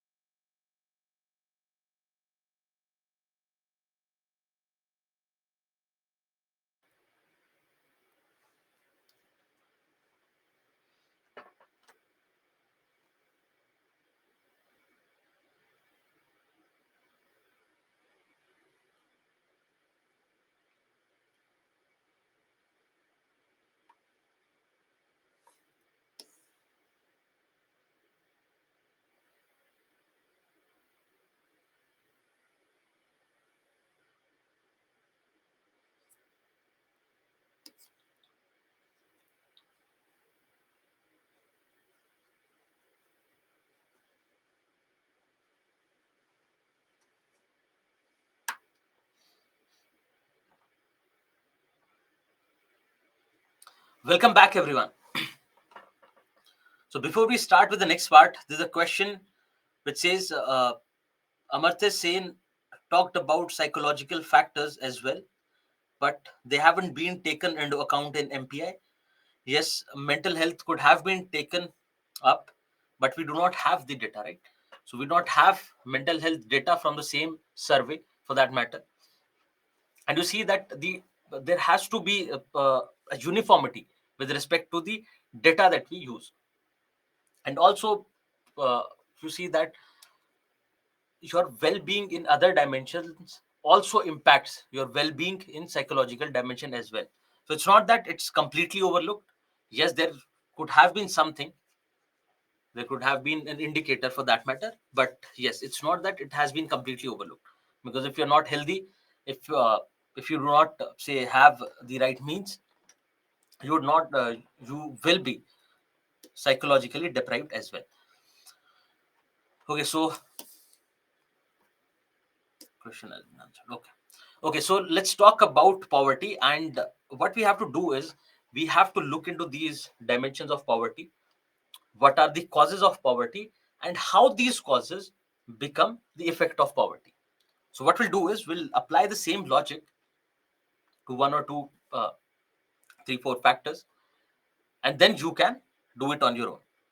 Now, if we talk about, we will divide it in various dimensions: economic, political, social, etc.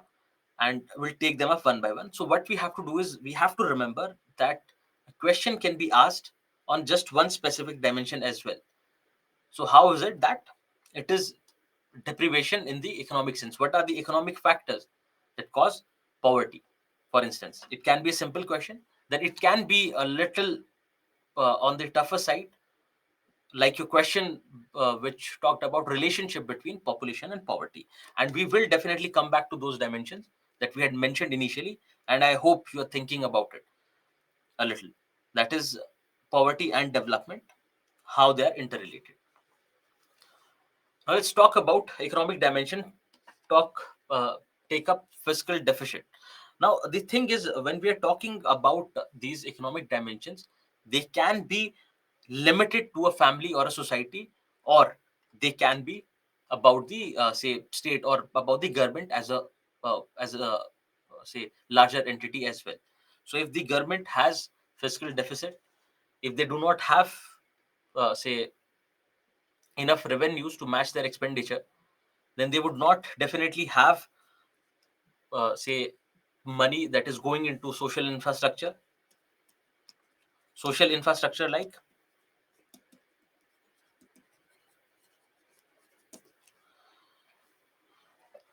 health, education, etc. Now, without proper health and education, without proper health and education, we would not be able to employ people. If you are not able to employ people, one is they remain poor, and also they contribute less to the GDP. They contribute less to the economy, and if they contribute less to the economy, then ultimately it can lead to deficit. So your growth and poverty as a cycle. Then similarly, if there is inflation, it can become a cause of poverty, because with inflation, with rising prices, people would not be able to purchase food items. People would not be able to spend on education because it is too expensive. Because of which their health, their education will deteriorate. With that, their consumptions and production levels will go down. Now, decrease in production, with decrease in production, which basically becomes a supply side constraint, what happens is inflation. So this is how you can relate inflation with this. Then lack of access to basic infrastructure like health, education, etc. Because of which poverty can also happen. And I hope we can run through these, because now it's not very difficult, because this has been done previously. Now, uneven rate of development. And in India, we see that be it your rural urban divide, be it your divide or disparities across the states, we do not have a even rate of development. Say, for instance, your Tamil Nadu is more developed compared to Orissa, for instance. Now, what happens is, because of this uneven rate of development, various governments are not able to cater to the needs of their people, because of which also it leads to poverty. So it is a simple idea of development for all, because ultimately what happens is, if people do not have opportunities in one place, if their area is not developed, their region is not developed, they tend to move to other areas as well, thereby changing their demography, thereby changing various indicators of poverty. Then commercialization of agriculture can be understood in terms of deteriorating shape of our agriculture, and the way commercialization of agriculture has harmed our farmers, which was discussed previously. And now, because of this commercialization, now commercialization can, one simple idea be your contract farming, right? So your bigger players, your bigger MNCs and big national companies will come in. They'll take a lot of land on lease. They'll employ people there. Now they, with the technology, with the resources that they have, they will be able to say make it very productive. So one dimension is that their form of agriculture will be more productive. They will be able to market and sell their products at a better price. And also you see that because of their existence, because of them, they will also get into contractual farming. They will make contracts with farmers, thereby giving them less of margin. If they sell it directly in the market, they'll get more. But they are made to sell to these bigger players, which also leads to the problems that they face in agriculture. Then agriculture also linked to black marketing and middlemen, which makes agriculture not sustainable, not profitable, increasing incidence of farmer suicides, decreasing relevance of agriculture. So these things can be easily linked. With respect to inflation, with inflation, you have price rise. With price rise, people would not be able to take care of their basic needs like education, healthcare. Now, if they're not healthy, they would not be able to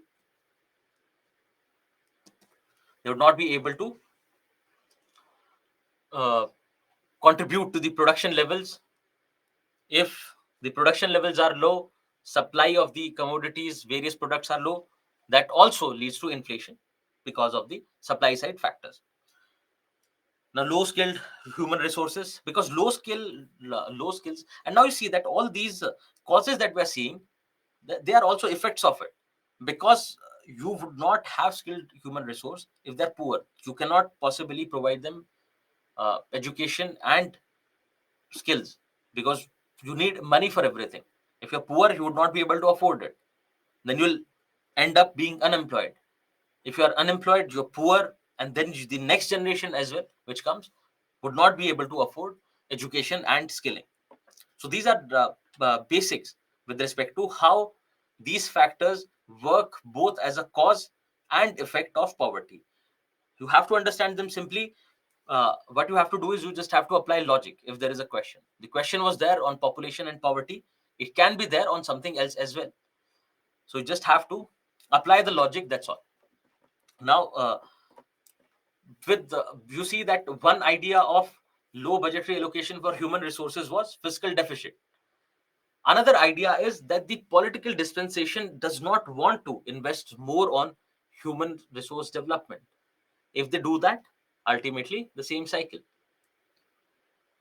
Then also, with respect to infrastructure, now it is up to the political parties, up to the government, how much is it that they want to invest in alleviating poverty, how much resources would they want to invest. And ultimately, it can become a political cause of poverty. Now, lack of political will follows from the same. Then administrative corruption. Think about the corruption that you find in your public distribution systems. Think about corruption that you find in providing the direct benefit transfer. Corruption with respect to various poverty alleviation schemes. Corruption with respect to providing basic facilities to people. So that can also become a cause for poverty, because simply understood that this corruption can be done in matters of employment. This corruption can be there in matters of distributing public goods, providing healthcare facilities.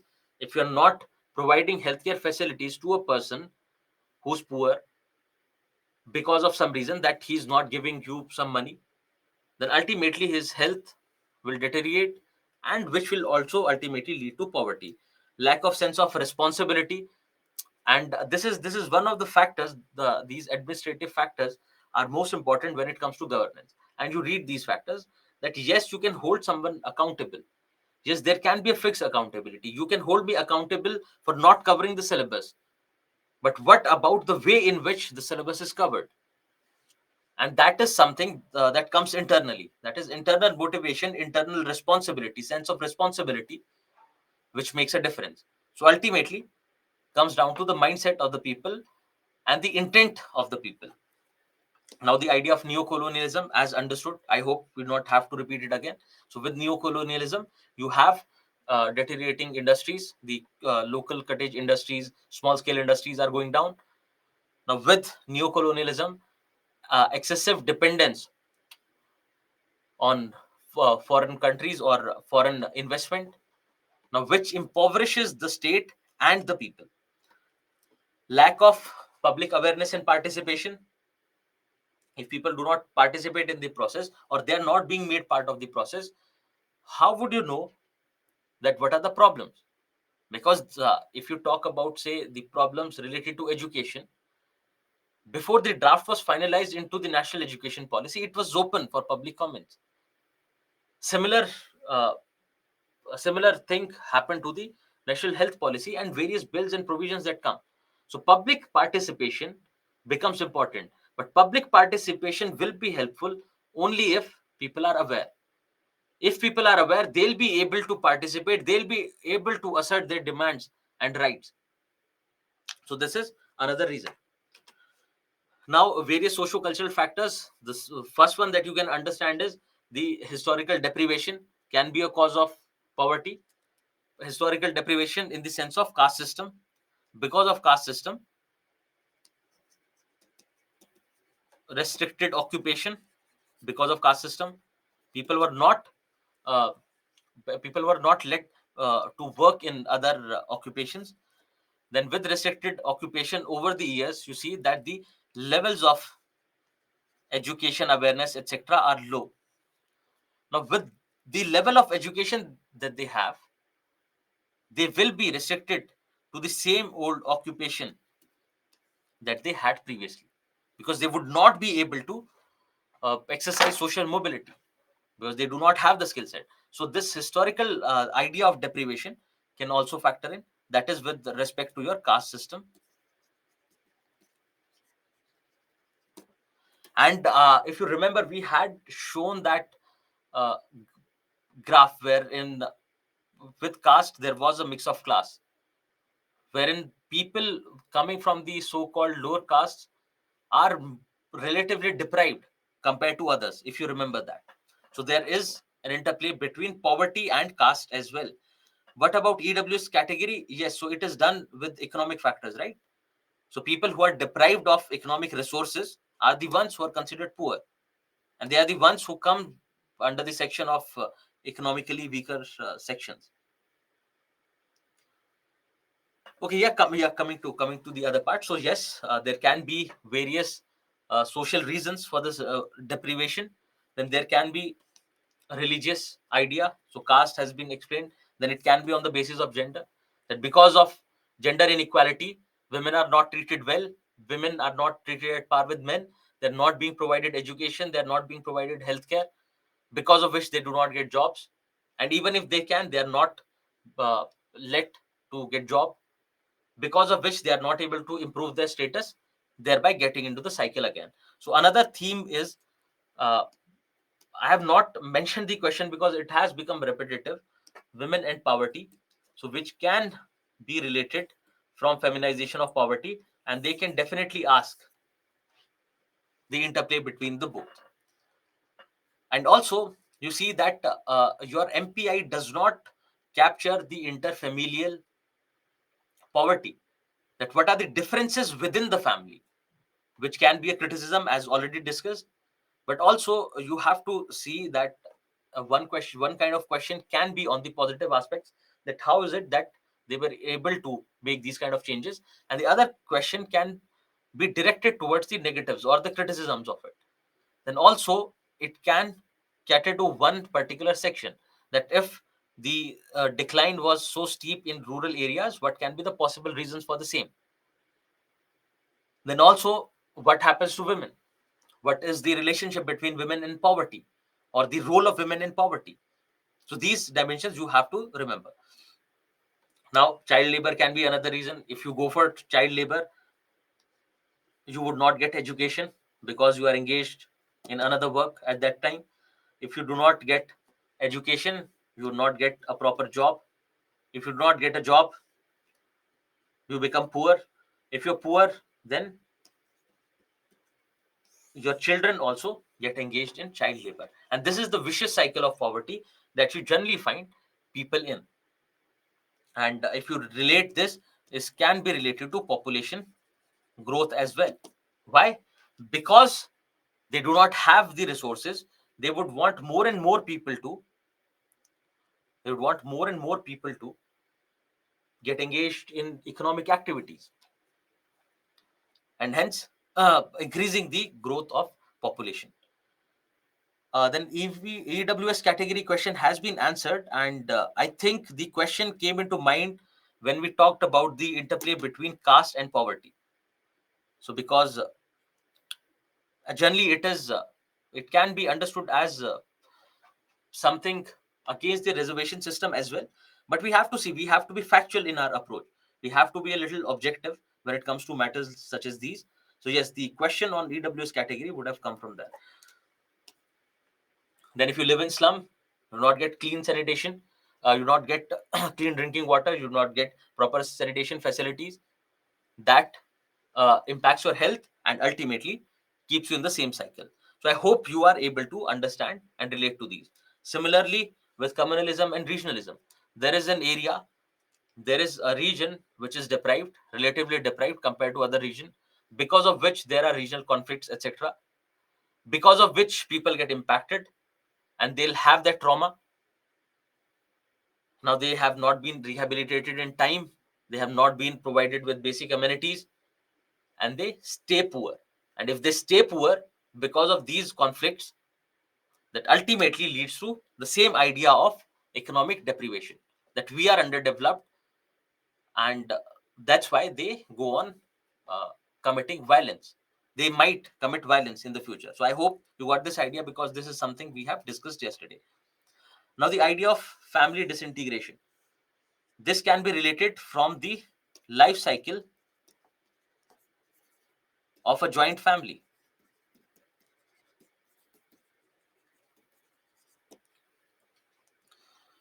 Now, this disintegration of, if you remember the life cycle of a joint family and the functions and criticisms of joint family, one criticism was people do not have incentive to work.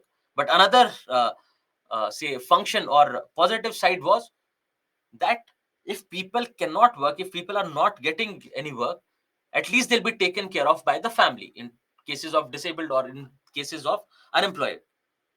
And from there you can relate. So if the family gets disintegrated, if people do not, if say one member of the family or one nuclear family within the larger joint family doesn't have economic means, they stay poor because they would not be able to take care of their basic needs. But ultimately, giving birth or procreation is something attached to family. They will definitely give birth to someone, to a child. Now as the child grows, you find that they will also be deprived, relatively deprived. They would not also be able to get proper education, healthcare, etc., with which they would not be able to find gainful employment. And if they do not have uh, proper economic opportunities, they would not be able to take care of their family. And ultimately, they would have to move away and the family would disintegrate again. So, cause and effect. Then there can be, yes, so the other idea of joint family was the fragmentation of land, yes, it can be also linked to the same. This, if you remember, we have already done it, right? We have already done it with joint family, the life cycle of joint family, wherein we were talking about the social and the economic factors. So you can relate from there. So it's better because this is something that should also come during revision. So if something is missed, that does come. The lack of medical facilities will lead to high infant mortality rate, which will lead to high population, which will ultimately lead to poverty again. So similarly, if you see that we need not mechanically discuss these ideas, every idea can be understood easily in terms of cause and effect. So the relationship between population growth and poverty, it is just one dimension here, but a complete question has been asked on it. So similarly, a question can be asked on any of the other dimension as well. It would not be a surprise if you find a question on, say, education and poverty, health and poverty, women and poverty, women inequality, rather, women inequality and poverty. So these things can easily be understood. And also the relationship between education awareness and population. Now, a similar question has been asked, if you remember, with respect to women empowerment and population growth. But it need not necessarily be directed towards women. It can be a general question wherein it talks about the relationship between education levels of awareness and population growth. So these were other factors. Then there can be environmental factors. For example, a person does not have does not get to live in clean surroundings. The air is not clean, which leads to health problems.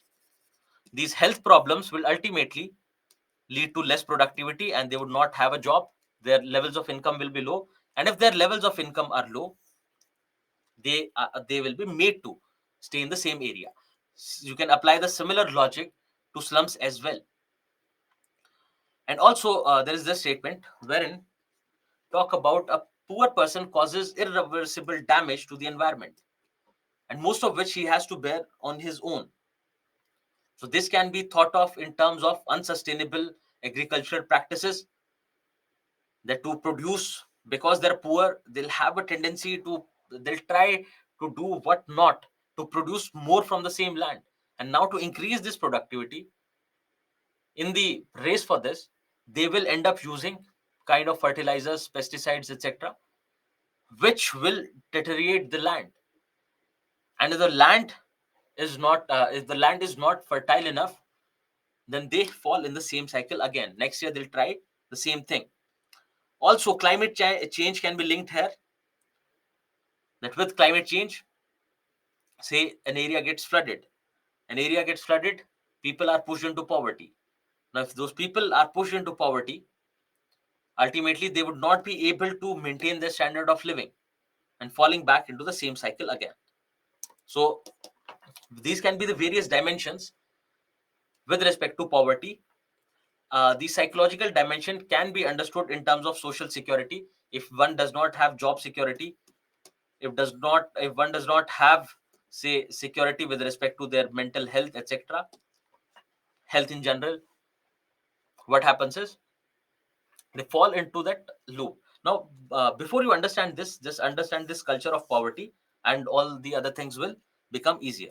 Now, culture of poverty says, according to culture of poverty, like according to this idea, it says that the poor have different culture and way of living as compared to others, and which ultimately is the reason for their poverty. So take example. Now they say that a poor person who's begging, who's into beggary, it is their way of living. It is that they feel they cannot earn.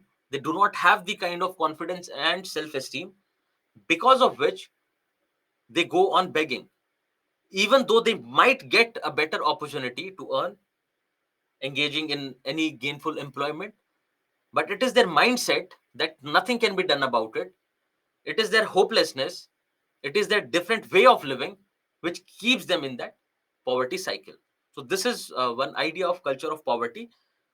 which basically shifts the responsibility of being poor on the poor themselves. So this shifts the responsibility of being poor on the poor themselves, because till now we were talking about what the state is doing, what can we do about poverty. Then you can think about the role of SHGs, etc.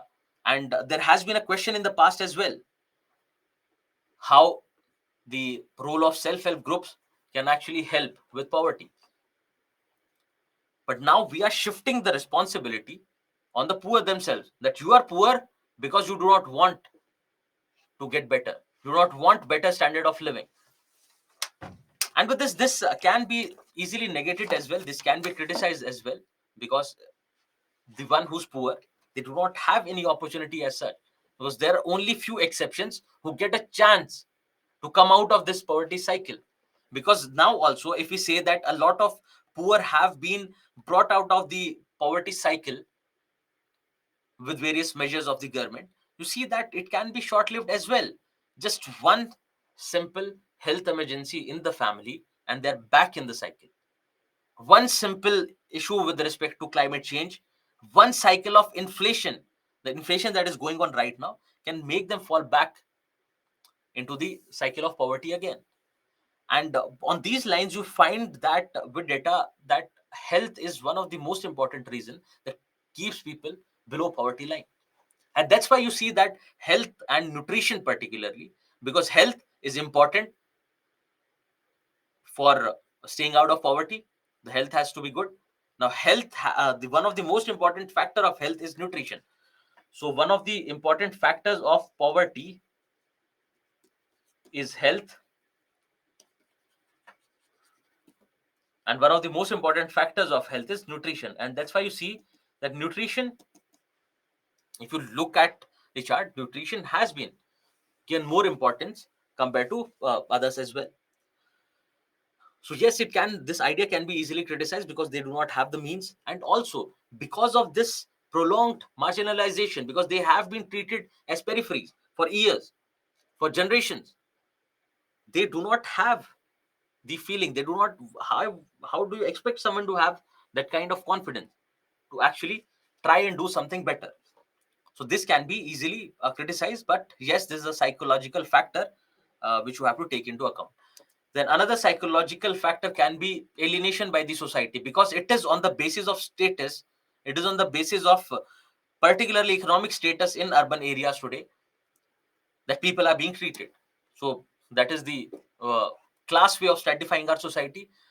And now these poor people who have been deprived for years feel alienated because their children do not mingle with other children, and they have this sense of living in a bubble. They have this sense of living separate, living in the society, but different. So that actually breeds the different way of living that they live in. And also it gives them a sense of alienation and also depression, that they won't be able to come out of this problem ever, because they have seen this for 3 4 5 generations now. And this depression can come from not getting health opportunities, being not getting job, with low self-esteem, etc. So these can be the various psychological factors. Now what you have to do is, the way we have understood this is by the way of a vicious cycle wherein cause becomes the effect.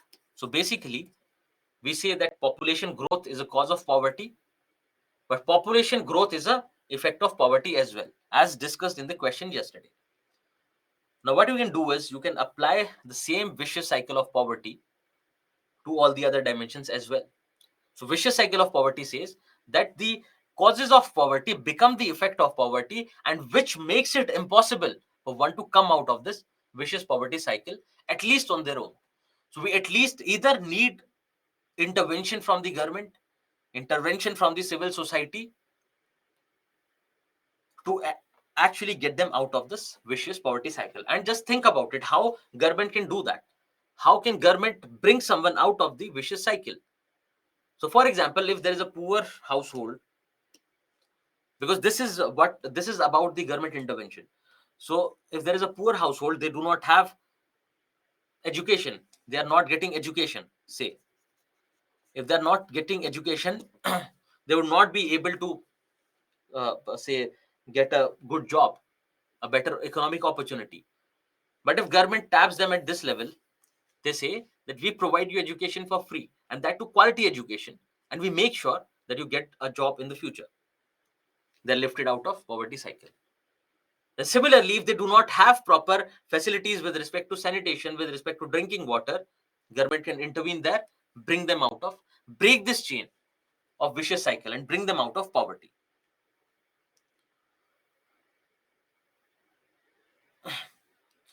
So this is how the vicious cycle of poverty can be understood.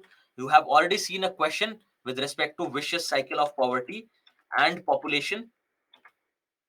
Here it is, the one that we had discussed yesterday. And you can expect a similar kind of question from elsewhere. But what I feel is the most important theme this year is going to be NMPI. Now, yesterday we had discussed this question, so which I hope everyone remembers the question so that we not have to go through it again. So, wherein we had to talk about one dimension where poverty is the factor and population growth is the consequence. Similarly, the other dimension was population growth being a factor and poverty being the consequence. Now, with this, what we said was, so one idea is poverty leads to population growth. Another idea can be poverty does not lead to population growth. Similarly, population growth leads to poverty. And also another dimension can be population growth does not lead to poverty. Right. So this has been covered yesterday, and I hope you'll be able to do this. Now let's get back to other points, wherein we have to keep these other considerations in mind as well, which is one, that of poverty and caste. What is the role? What is the impact of poverty and caste? How do they, whether they go hand in hand or whether there has been a change? So with respect to this, I think this is the same graph that I've shown you already during caste system. You can see this. And similarly, poverty and class. Now it depends on what kind of occupation you are in, and it is very normal. It is very can be easily understood that you find that the occupation that you take up is a direct factor of your poverty. Now, if you are in a particular employment where you do not get paid well, now this is going to reflect in future generations as well. And that's where you'll find that the rate of decrease of population of poverty is low in these income groups. And this is something that you can figure out from this chart. And this is something you just look into during revision. But do remember that it depends on the intensity of poverty. It depends on the intensity of poverty, whether you will be able to get out of this cycle of poverty or not. And this intensity of poverty is one idea, and decreasing the head count is another. And now this intensity of poverty can be directly linked to hunger, and we'll see how. You just remember that we have been faring well in terms of poverty alleviation. But what about hunger? And which will reflect directly on intensity. Now, this Tendurkar, Rhine, etc., that are mentioned here, these are the older methods of calculation of poverty, how your poverty line will be defined, and you need not remember those. You need not remember those. Those are not important. Do you have to learn this data? Absolutely not. You do not have to learn this data. This is just for observation. You just observe that how it depends on your caste, on your occupation, whether you will be poor or not. Then poverty and regional differences. Regional differences, one, in terms of states, that a few states do better and a few states do not do very well in terms of poverty alleviation, which can be seen from your recent NMPI data as well. So even if there is a question from somewhere else, try to use something from the NMPI. something from current affairs, because your answer will look better. Then this regional differences can be on the basis of rural urban divide as well. This extent of poverty in rural areas is more compared to the urban areas. And with this, what we'll do is, and this is something with respect to states, this is old data, but yes, what you can do is you can look into the NMPI data, the recent one, and also see that how it is different for each and every state. Every state has a different level of development, every state has a different level of poverty. And we are yet to discuss, do remember, we are yet to discuss poverty and development. Now, with respect to rural India, one observation from the NMPI is that the rural India has done better in terms of dealing with poverty. The rural India has done better in terms of dealing with poverty. Why is that? One is the population in our rural areas is more compared to urban areas. So that becomes one reason, because the more the number of people you have, the more the number of people will come out of poverty. The similar logic follows with Uttar Pradesh, because they have a very high population. So the percentage, the proportion of their population that got impacted is more compared to other states. And also, if you see that various schemes and policies which targeted rural India have also worked well for that matter. Because electrification, for instance, we see a great huge dip in terms of electricity. We see a huge dip in terms of bank accounts, deprivation with respect to bank accounts, right? And we see that the schemes that were working now, electrification, it was basically rural electrification program, because in urban areas, most of the urban areas are electrified. Yes, there are few pockets who do not have government electricity supply, which is easier to target for that matter. But if you look at rural areas, the electrification program has done well. Similarly, you can talk about the Ujjwala Yojana, because it is generally in rural areas that you'll find, and in slums, that you'll generally find people using uh, uh, cooking fuel which is not clean. For example, dung cakes, etc., wood. Now, also, if you look at the relationship between poverty and rural India, so when we say rural, it is agrarian. And in India, we see that because of our small land holdings, it is subsistence agriculture. Also, you have a lot of landless laborers who do not have land and who cultivate someone else's land. Now, uh, add that to the population growth that has been happening and the low levels of literacy. Because with population growth, fight for resources, the already fragmented land getting even more fragmented. And then with low levels of literacy, not able to get a job, neither in the village nor in the city. Also, with the slow development of industrial and service sectors, we find that there are not many jobs that are created for people who are not skilled, because we do not even find sufficient number of jobs for people who are skilled, people who have education. Think about people who do not have any skill. So, and also the service sector does not produce a lot of jobs for the people who are not skilled. Yes, with respect to gig economy, we have a few jobs, but it is generally the industrial sector which employs most number of people, unskilled labor. Then what happens is that you have population growth increasing, levels of literacy are low, and they cannot find jobs. They cannot find any industrial or service sector jobs. So they will restrict themselves to agriculture.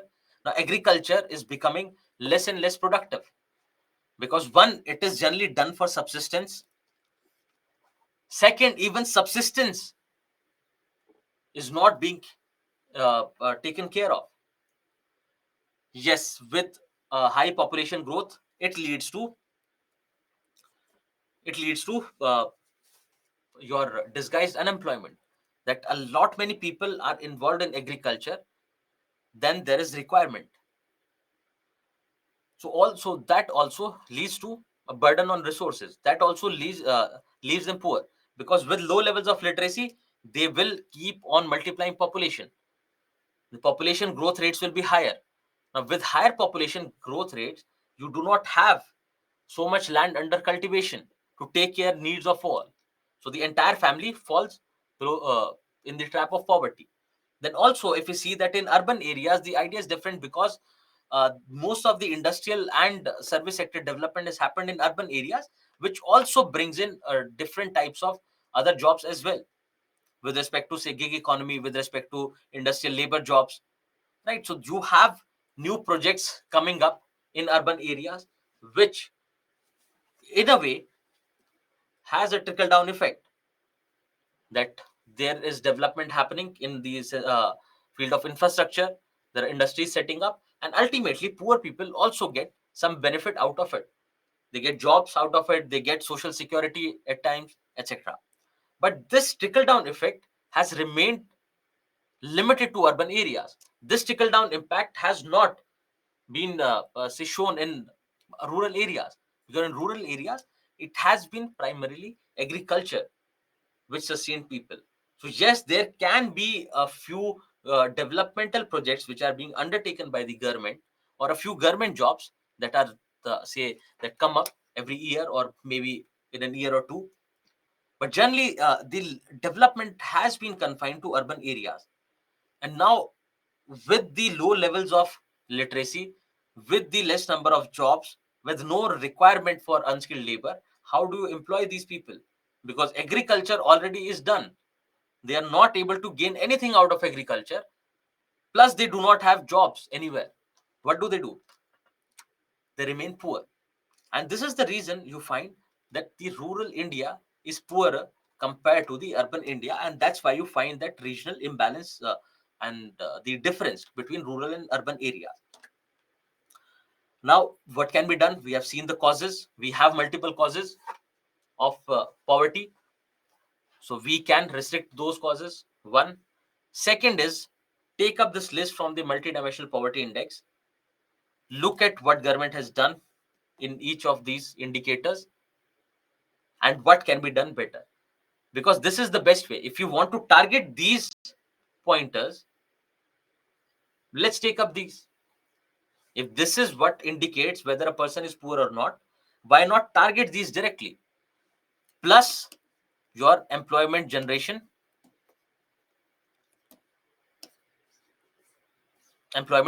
as well. So apart from uh, helping them with earning more, targeting these dimensions would be the solution, would be the remedy for poverty.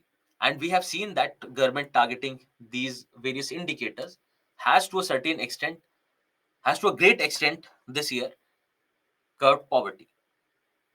So yes, apart from this, definitely. So one idea is coming from the causes.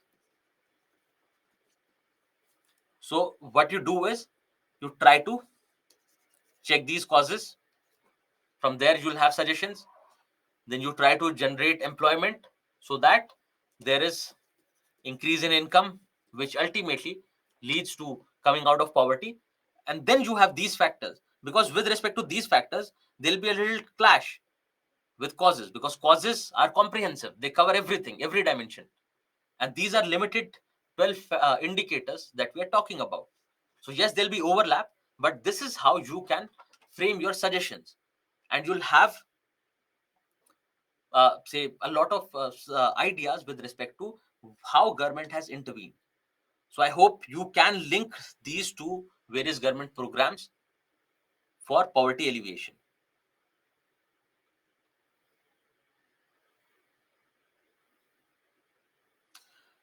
Yes, so Satyam is saying that this MPI data does not account the effect of COVID, because it is till 20, it says 2019-21.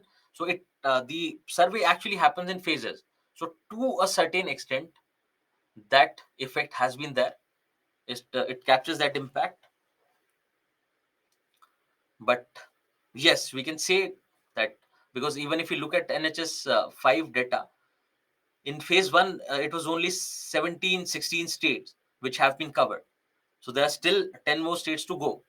So it is too early to say something conclusively. But yes, we'll definitely can say that because of targeted government schemes, targeted government intervention, poverty has declined.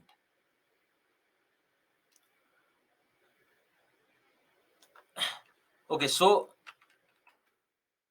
yes. So there's another question.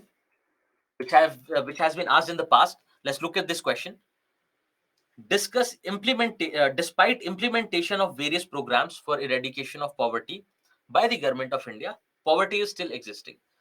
So yes, there have been various programs which have been implemented, but poverty is still there. Explained by giving reasons. Now look at this question. Explained by giving reasons. It indicates towards two things. We have to give reason that why poverty is still existing, and also we have to keep in mind that what is it with the implementation of these programs that we are not able to alleviate poverty. So it comes with two dimensions. One is, why does poverty exist in India?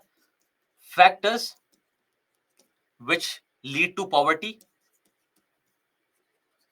Then another dimension can be, despite implementation of various programs, we are not able to eradicate it. So it can be with relation to implementation, issues with respect to implementation of various uh, poverty alleviation schemes or various poverty alleviation programs. So there can be two dimensions, and the conclusion is simple.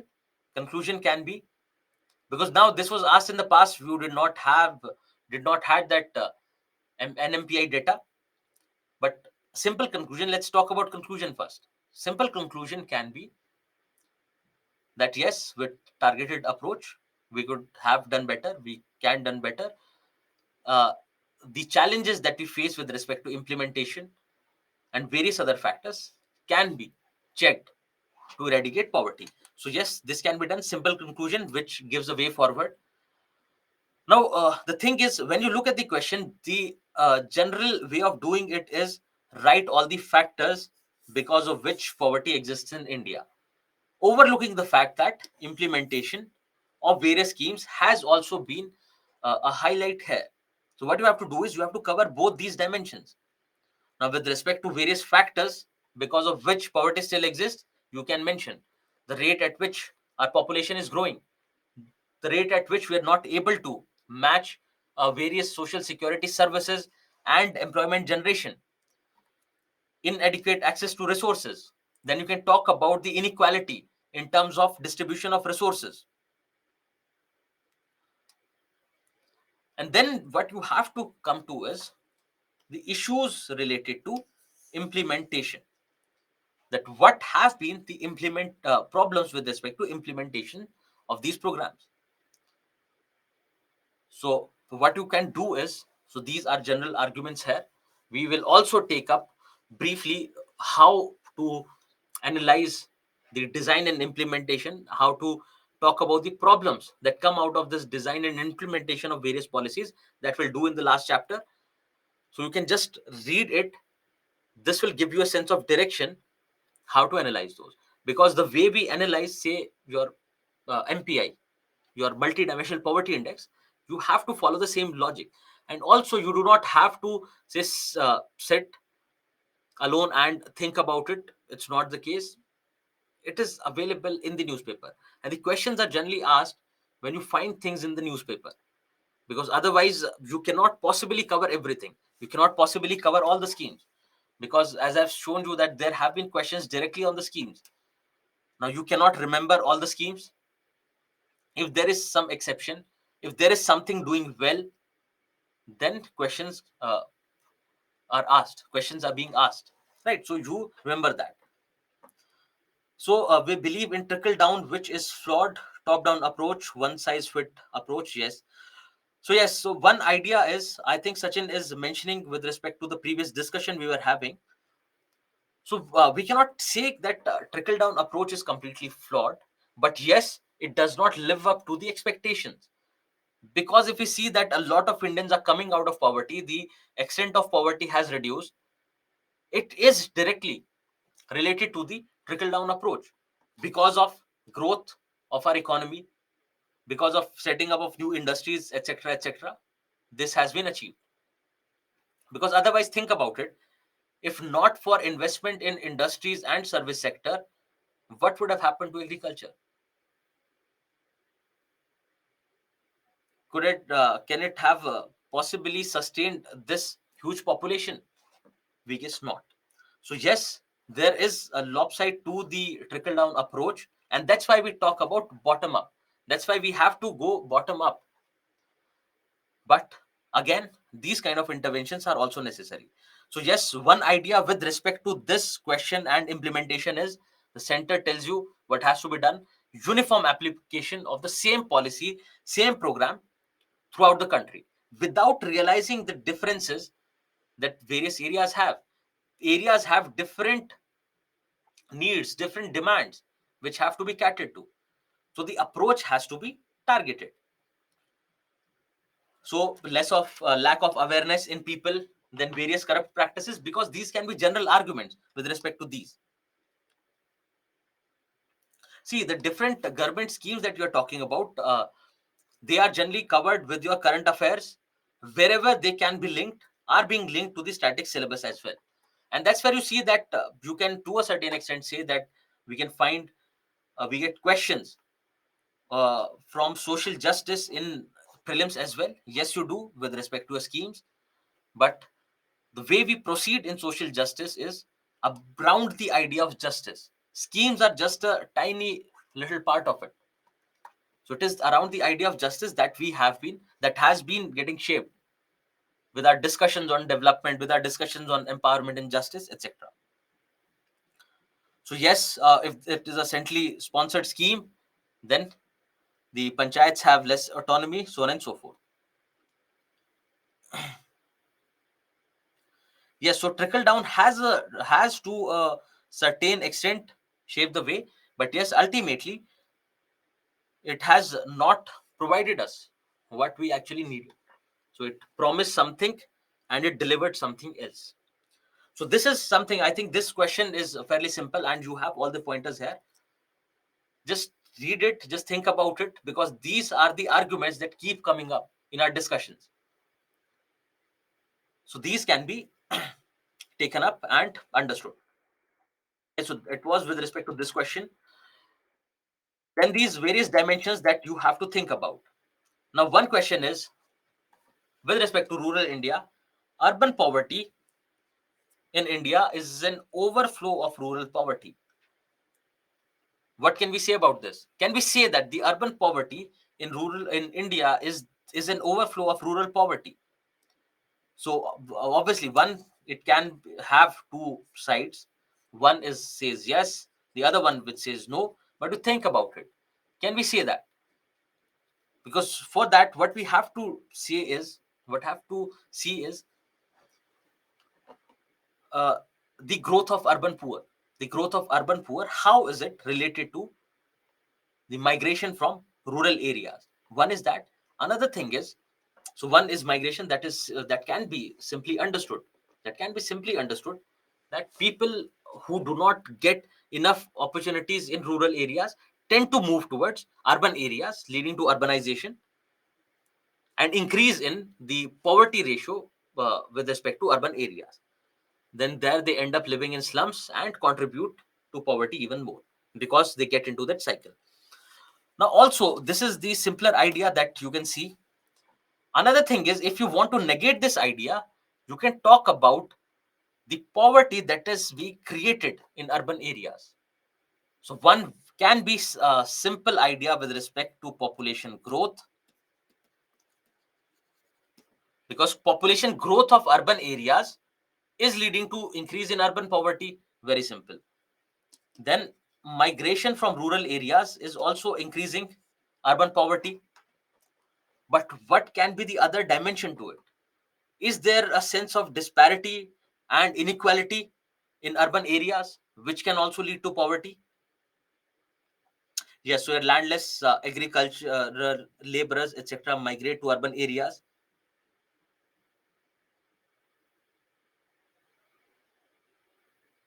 Then you can talk about the role of technology for that matter. In urban areas, it is not just the population growth, but going away of various opportunities. So someone is talking about layoffs, great. Someone is talking about low income jobs, job insecurity, widespread unorganized sector, right? So there can be other factors as well. Then there can be factors related to health. that the urban areas, and if you remember in urbanization we had discussed this, that our urban areas, our urbanization is considered as pseudo urbanization, and that we have not been able to take the maximum benefit out of urbanization. And from there you can see that because of the uneven distribution of resources in urban areas, which can become a factor affecting health, which can become a factor affecting education, because of the disparity on the basis of class or the basis of wealth of a particular person, we find that there has been a growth in the poverty in urban areas. Great. So I think this idea can be understood, because generally this is how it is seen, that it is generally the rural poor who migrate to urban areas and contribute to poverty, without realizing the fact that there is population growth in urban areas, there is unequal distribution of resources, which brings people back in say the cycle of poverty. So yes, there can be other factors. Then yes, great, Sinelata. So she's suggesting that nuclearization of family can also be a reason, because nuclearization of families in urban areas can also lead to poverty, and how we have already discussed. So whatever factors we have read, just try to apply the logic from urban areas, that what can be the problem in urban areas. Yes, so the costlier house in urban, so that is the cost of living, higher cost of living, etc. Now another argument is that the process of globalization and privatization is skewed towards the developed countries, because what we have to do is, we do not just have to look at the poverty of the people, but poverty, or the difference in or the inequality in terms of states as well, in terms of country as well. So we see that the developed countries are better off compared to us. That is very simple. Yes, we can aim, yes, we can say that in the future will become the world leaders, but it is in the future. But right now if we see that they are better off with all, because they have at least the basic amenities that one needs to lead their life with dignity. Now, in that context, you see, the statement says that globalization and privatization is skewed towards the developed countries. Now, what can be the arguments in the favor of the statement? So, we are talking about neocolonialism. That how is it that colonialism, that privatization and globalization have a positive impact with respect to developed countries, and a negative impact on developing countries?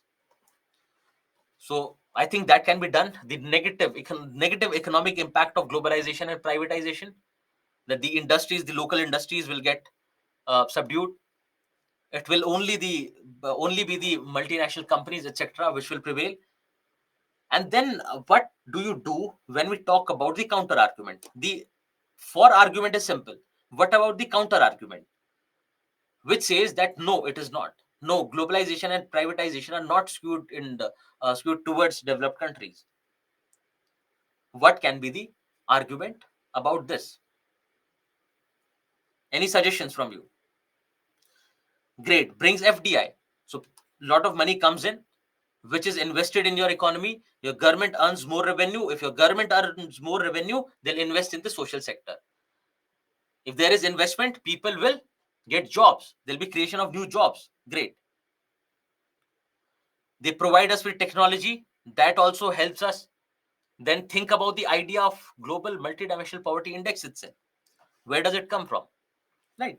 Because of globalization, because of which we have been able to target poverty better, and you see the results. Then infrastructure development, etc. So yes, there can be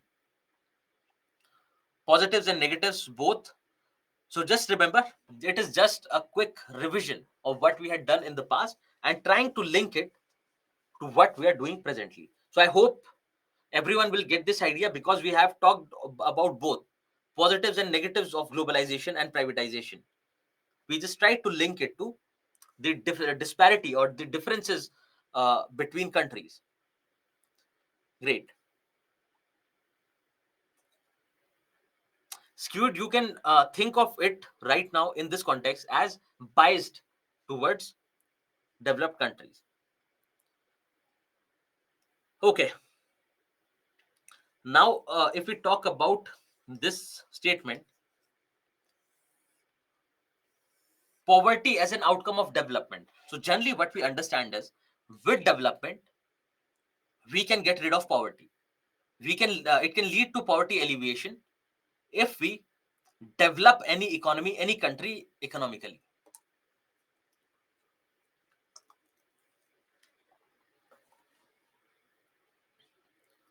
So if you see that there can be both arguments with respect to this, and this is something that you have to think, because generally we equate poverty alleviation with development, and that is what we do with respect to empowerment as well. So poverty alleviation has to be looked through the lens of empowerment as well. What you have to do is, you have to look at poverty alleviation through the lens of empowerment, that it is not, and will come to the arguments, it is not the overall development which will ultimately alleviate poverty, but we have to have specific targets with respect to that. We have to have a targeted group which needs to be brought out of poverty. So empowering whom? Empowering the poor, process of empowerment of the poor. So rather than looking at poverty just as an idea of economic development, that the entire society is getting developed and ultimately it will bring the poor out of poverty, because that was the basic approach which was being followed. Now you see that we are moving more towards targeted approach. We are looking at it through the lens of empowerment, that these are the people who are poor, these are the people who do not have economic, political, social, any kind of resources. They are deprived in every aspect of life, and we have to do something for them. We have to take proactive measures for the same, and mere developing the entire country uniformly would not help. So let's see the arguments and counter arguments with respect to this statement. Because yes, poverty can be an outcome of economic development, and how it cannot be. Okay.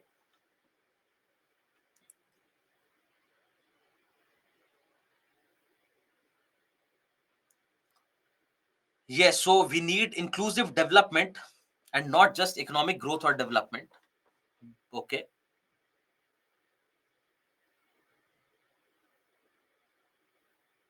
No, we are talking about how poverty can be an outcome of economic development.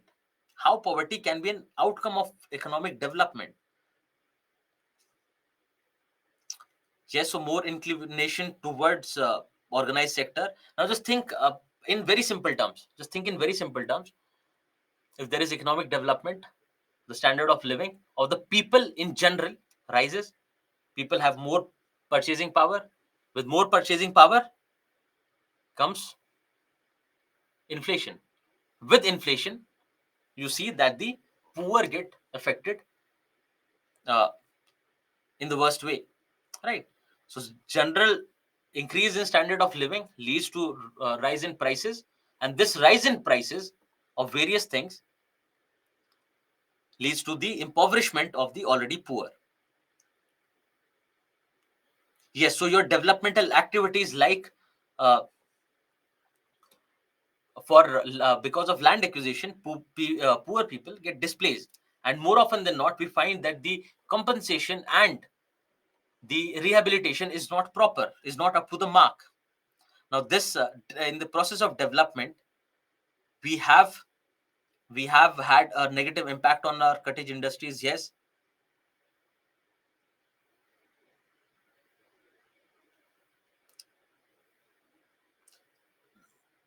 Now willingness of the political dispensation can be a point, but you have to be specific about it. You have to be specific about it. Yes, so with development you see that crony capitalism, with crony capitalism, no minimum wage laws. So people who were like who actually are working in those fields do not get proper compensation, they do not get job security. And with development there has been a rise in population as well. You can link it there. With development you have better technology, you have better healthcare, which leads to growth in population because of decreased death rates, which also adversely impacts the poor.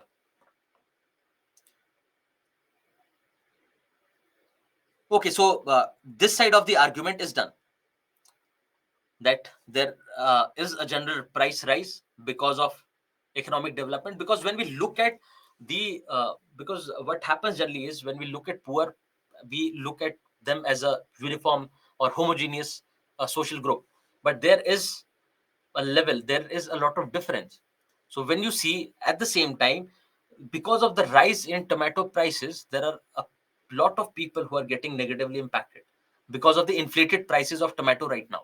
But then there are also farmers and people who are actually making good use of it, and it need not be the wealthy, the affluent. There are poor people as well who are making good benefit out of it, who can cross that line. But we have to see that when we look at the poor, they're not a homogeneous group. If this is the, say, benchmark of poverty, you'll find people here, everywhere below this. So we, when we look at uh, development, we do not consider these differences. We do not consider them as a heterogeneous group, and we treat everyone equally. So now what we have to do is, we have to think in the other terms. Now, if we say how economic development will lead to poverty alleviation, is something that we have already seen. You can link it with your globalization as well, right? The same kind of arguments that were there, that people will get more jobs, people will have better healthcare facilities. With more development, you'll find governments making more revenues, hence investing more in social infrastructure, etc., etc., etc. So those are the same lines of argument. So the other idea, to explain you, to make you understand that the intensity of poverty is different when you compare people. So someone can be living just below the poverty line, who have high chances of crossing that line. Because if you look at our MPI as well, you find that people who were deprived, in there were a few indicators in which most number of people were deprived. For example, cooking fuel. Now providing them with the LPG connection definitely will show that yes, they are not deprived. In that indicator, more and more people will come out of that deprivation. But you see, it does not necessarily mean that this coming out of this deprivation has actually helped them make a better use of their life. So their well-being is not only dependent on, say, cooking fuel, clean cooking fuel. And also, what happens is that you have provided them with an LPG connection.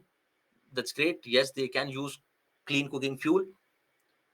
But what happens when the first subsidized cylinder is gone?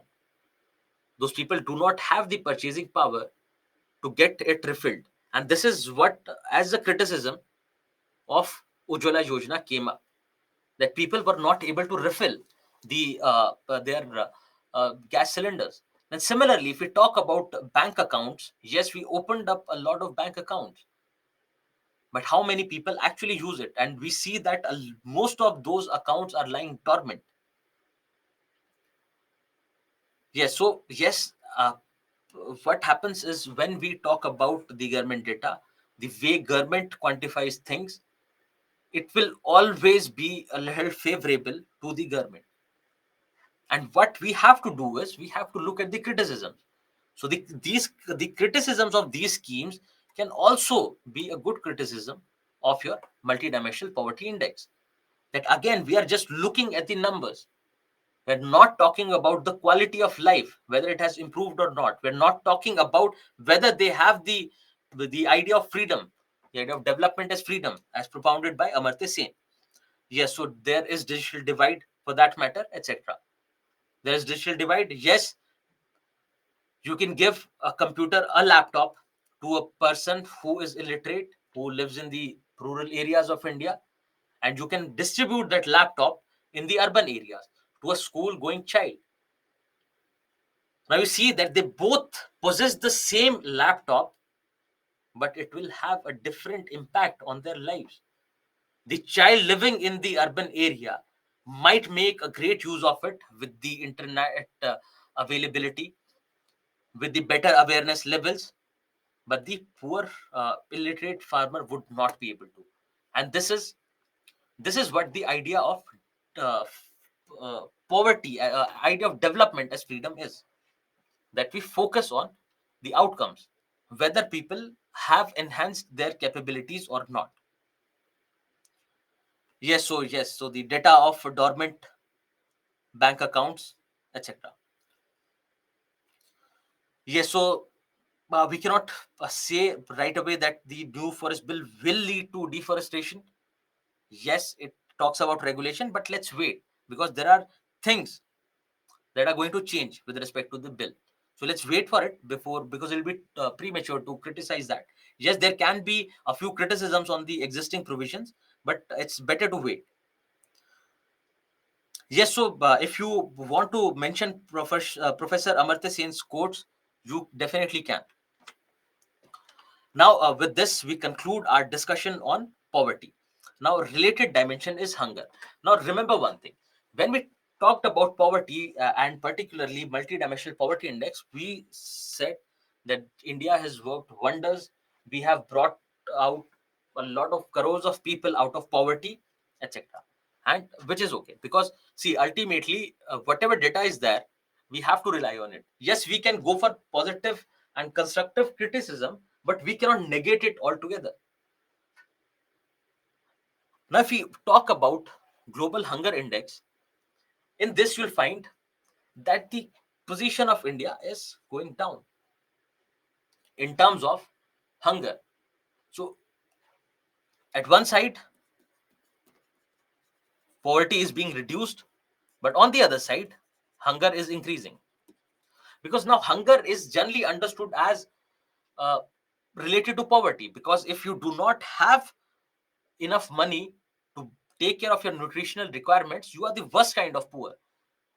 You are the poorest of the poor, because this is one of the first thing that you'll do is you'll take care of your dietary requirements. That is how it works. So how it can be that poverty is decreasing, the number of poor is decreasing, but the extent of hunger is increasing in the country? And if you see, if you look at this global hunger index, do not worry, we'll come to it, just look at it. The position of India has been getting worse with respect to this global hunger index. And in the last year you find, and it comes out every October. It comes out every October. So with the last year, you see that India is placed at 107 out of 121 countries. Now also, what you have to see is, yes, we'll come to what is malnutrition, what is hunger, because it is generally malnutrition that they mean. It is malnutrition that they mean, and not hunger. We'll come to it. So look at this. You remember this divergence, and this is what also indicates toward specific policy making, like targeting uh, various groups, sections. The idea of empowerment that we have just talked about, that you have to target groups. Why? Because yes, a lot of people are getting out of poverty, but a lot of people are getting impacted on the worst side as well. Then if you look at this is NHFS 3 and 4 data, that you see that in terms of stunting, wasting, these are basic indicators of your nutritional levels that will come to.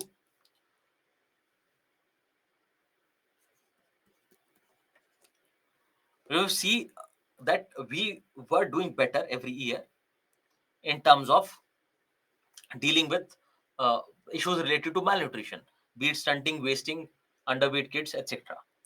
Similarly, if you on the same line, if you look at NHS 5 data, NHFS 5 data, you'll find that there is a problem here. There is a problem here. You'll find that, and with NFHS 4 data, the number of children, the number of children you find are stunted is 38.4, the total number, whereas here you find only a dip of 3%, only a dip of 3% with the in 2019-21, whereas the increase has been more compared to now. So when we talk about the previous numbers, say if we talk about 2005-6, it was 48. Then the rate at which it was decreasing, it led to 38.4. That was a huge dip with respect to stunting. But now if you see that it has not improved a lot. Now the numbers are not changing that better. The rate has decreased. Stunting and all the meanings will come. So this is also a worrying trend. So in one place you say poverty is decreasing. Another idea is that your rank in global hunger index is going down. This is the score. This is basically the global hunger index score, the GH score, and which is going down. And similarly, you find with respect to NFHS data, the rate of decline of these problems related to nutrition is not much now. It has subsided. But also, you find that if you look at the development indicators which were looked at previously, we see that our GDP has increased multiple times. Our per capita consumption has also increased multiple times. Similarly, we are producing more number of grains. So food security should not be a problem because your hunger, your malnutrition is directly dependent on food security. Right? So that's why you have your public distribution system, fair price shops, etc. in place. That's why you have your FCI, so that there is no shortage of grains. And those grains can be provided to the poorer masses at a subsidized rate. So if there is a betterment in all these indicators, then why is it that we still find hunger prevailing in the country? Now, with that, let's look at a few definitions and keep these questions in mind so that we can answer these towards the end of the lecture. Now, generally, hunger is what? Hunger is something that a few of you might be feeling right now. The sensation that you want to eat something. There is a need to eat something, that you're feeling hungry. Hunger is related to that sensation. But when we talk about malnutrition, it is basically the imbalance that happens because of your nutritional levels. So malnutrition, hunger is the temporary sensation that happens because you're feeling hungry right now. You eat something and the painful feeling goes away. But then malnutrition is the imbalance with respect to nutrition in your body, that you're not getting proper nutritional intake. So it can be because you're not taking enough calories, or it can be because the calories do not contain nutrition. And this is the idea I think you understand, because everyone lives in the modern world now, and we see that the calorie intake is high and getting higher and higher, but the nutritional intake is going down, which is basically leading to a lot of lifestyle diseases that we read. So malnutrition is this improper state of nutrition, nutritional imbalance in the body.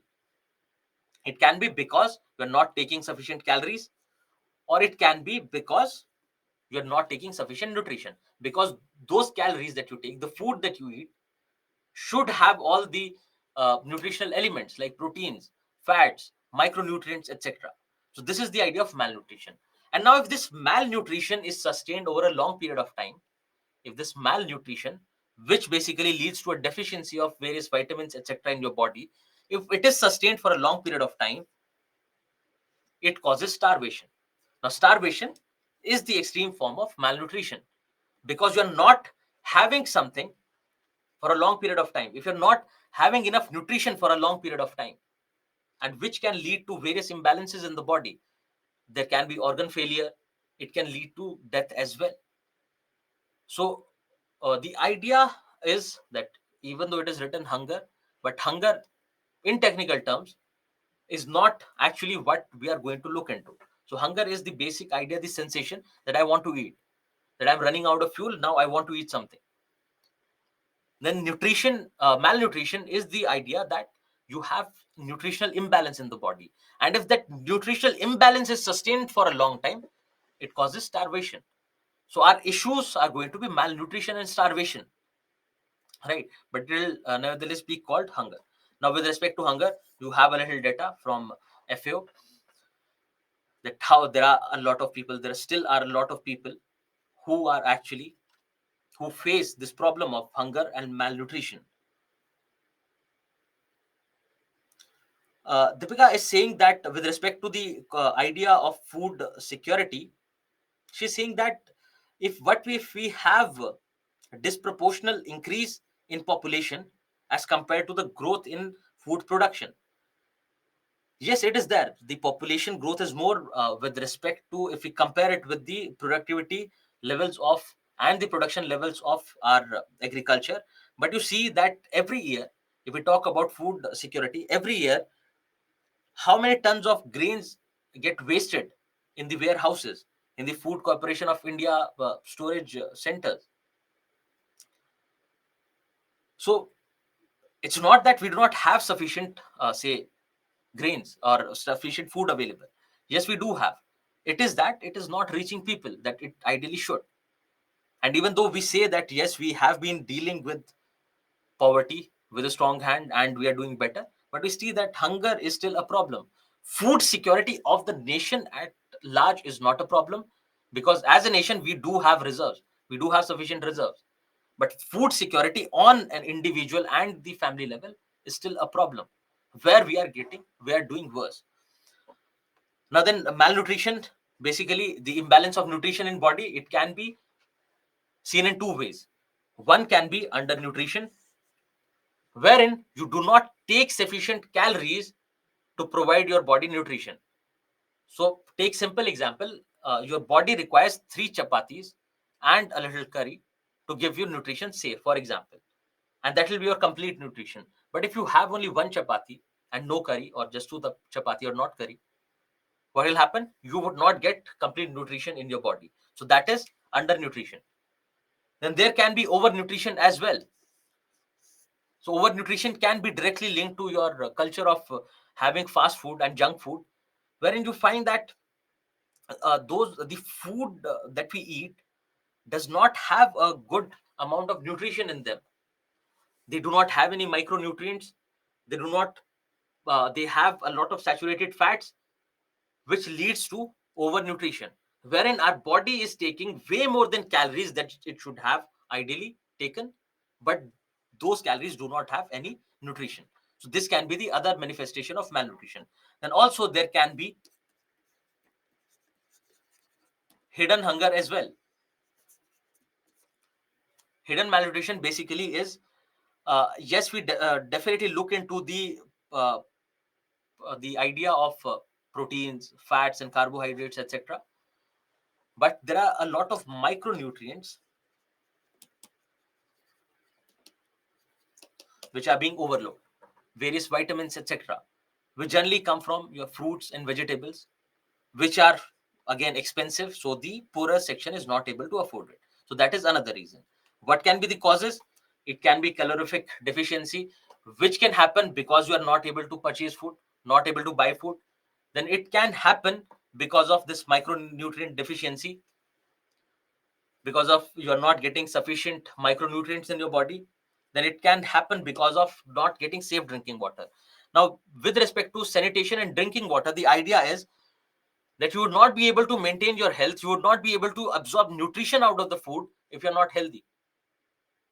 If there is a problem, any problem with respect to your health, you would not be able to absorb the nutrition out of the body. One idea. Another idea is, think of when you have say diarrhea.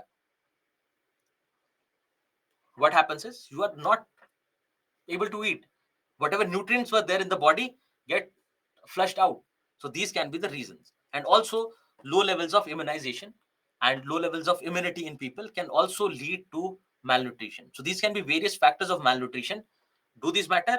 Yes, they do matter. But where do we have to look is the idea where people are malnourished because they do not have the capacity to take care of their nutritional requirement. This is where we have to come.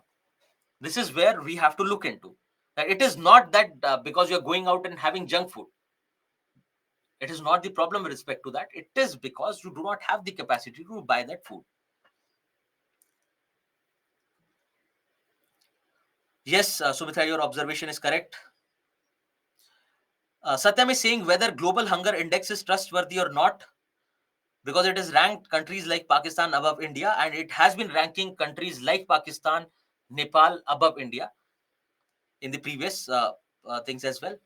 We'll come to that, because we cannot celebrate NMPI at the same time when we denounce GHI, right? So we cannot say that the data set used is wrong there and right in case of NMPI. So we have to look at with the eyes of constructive and positive criticism, so that we can do something better.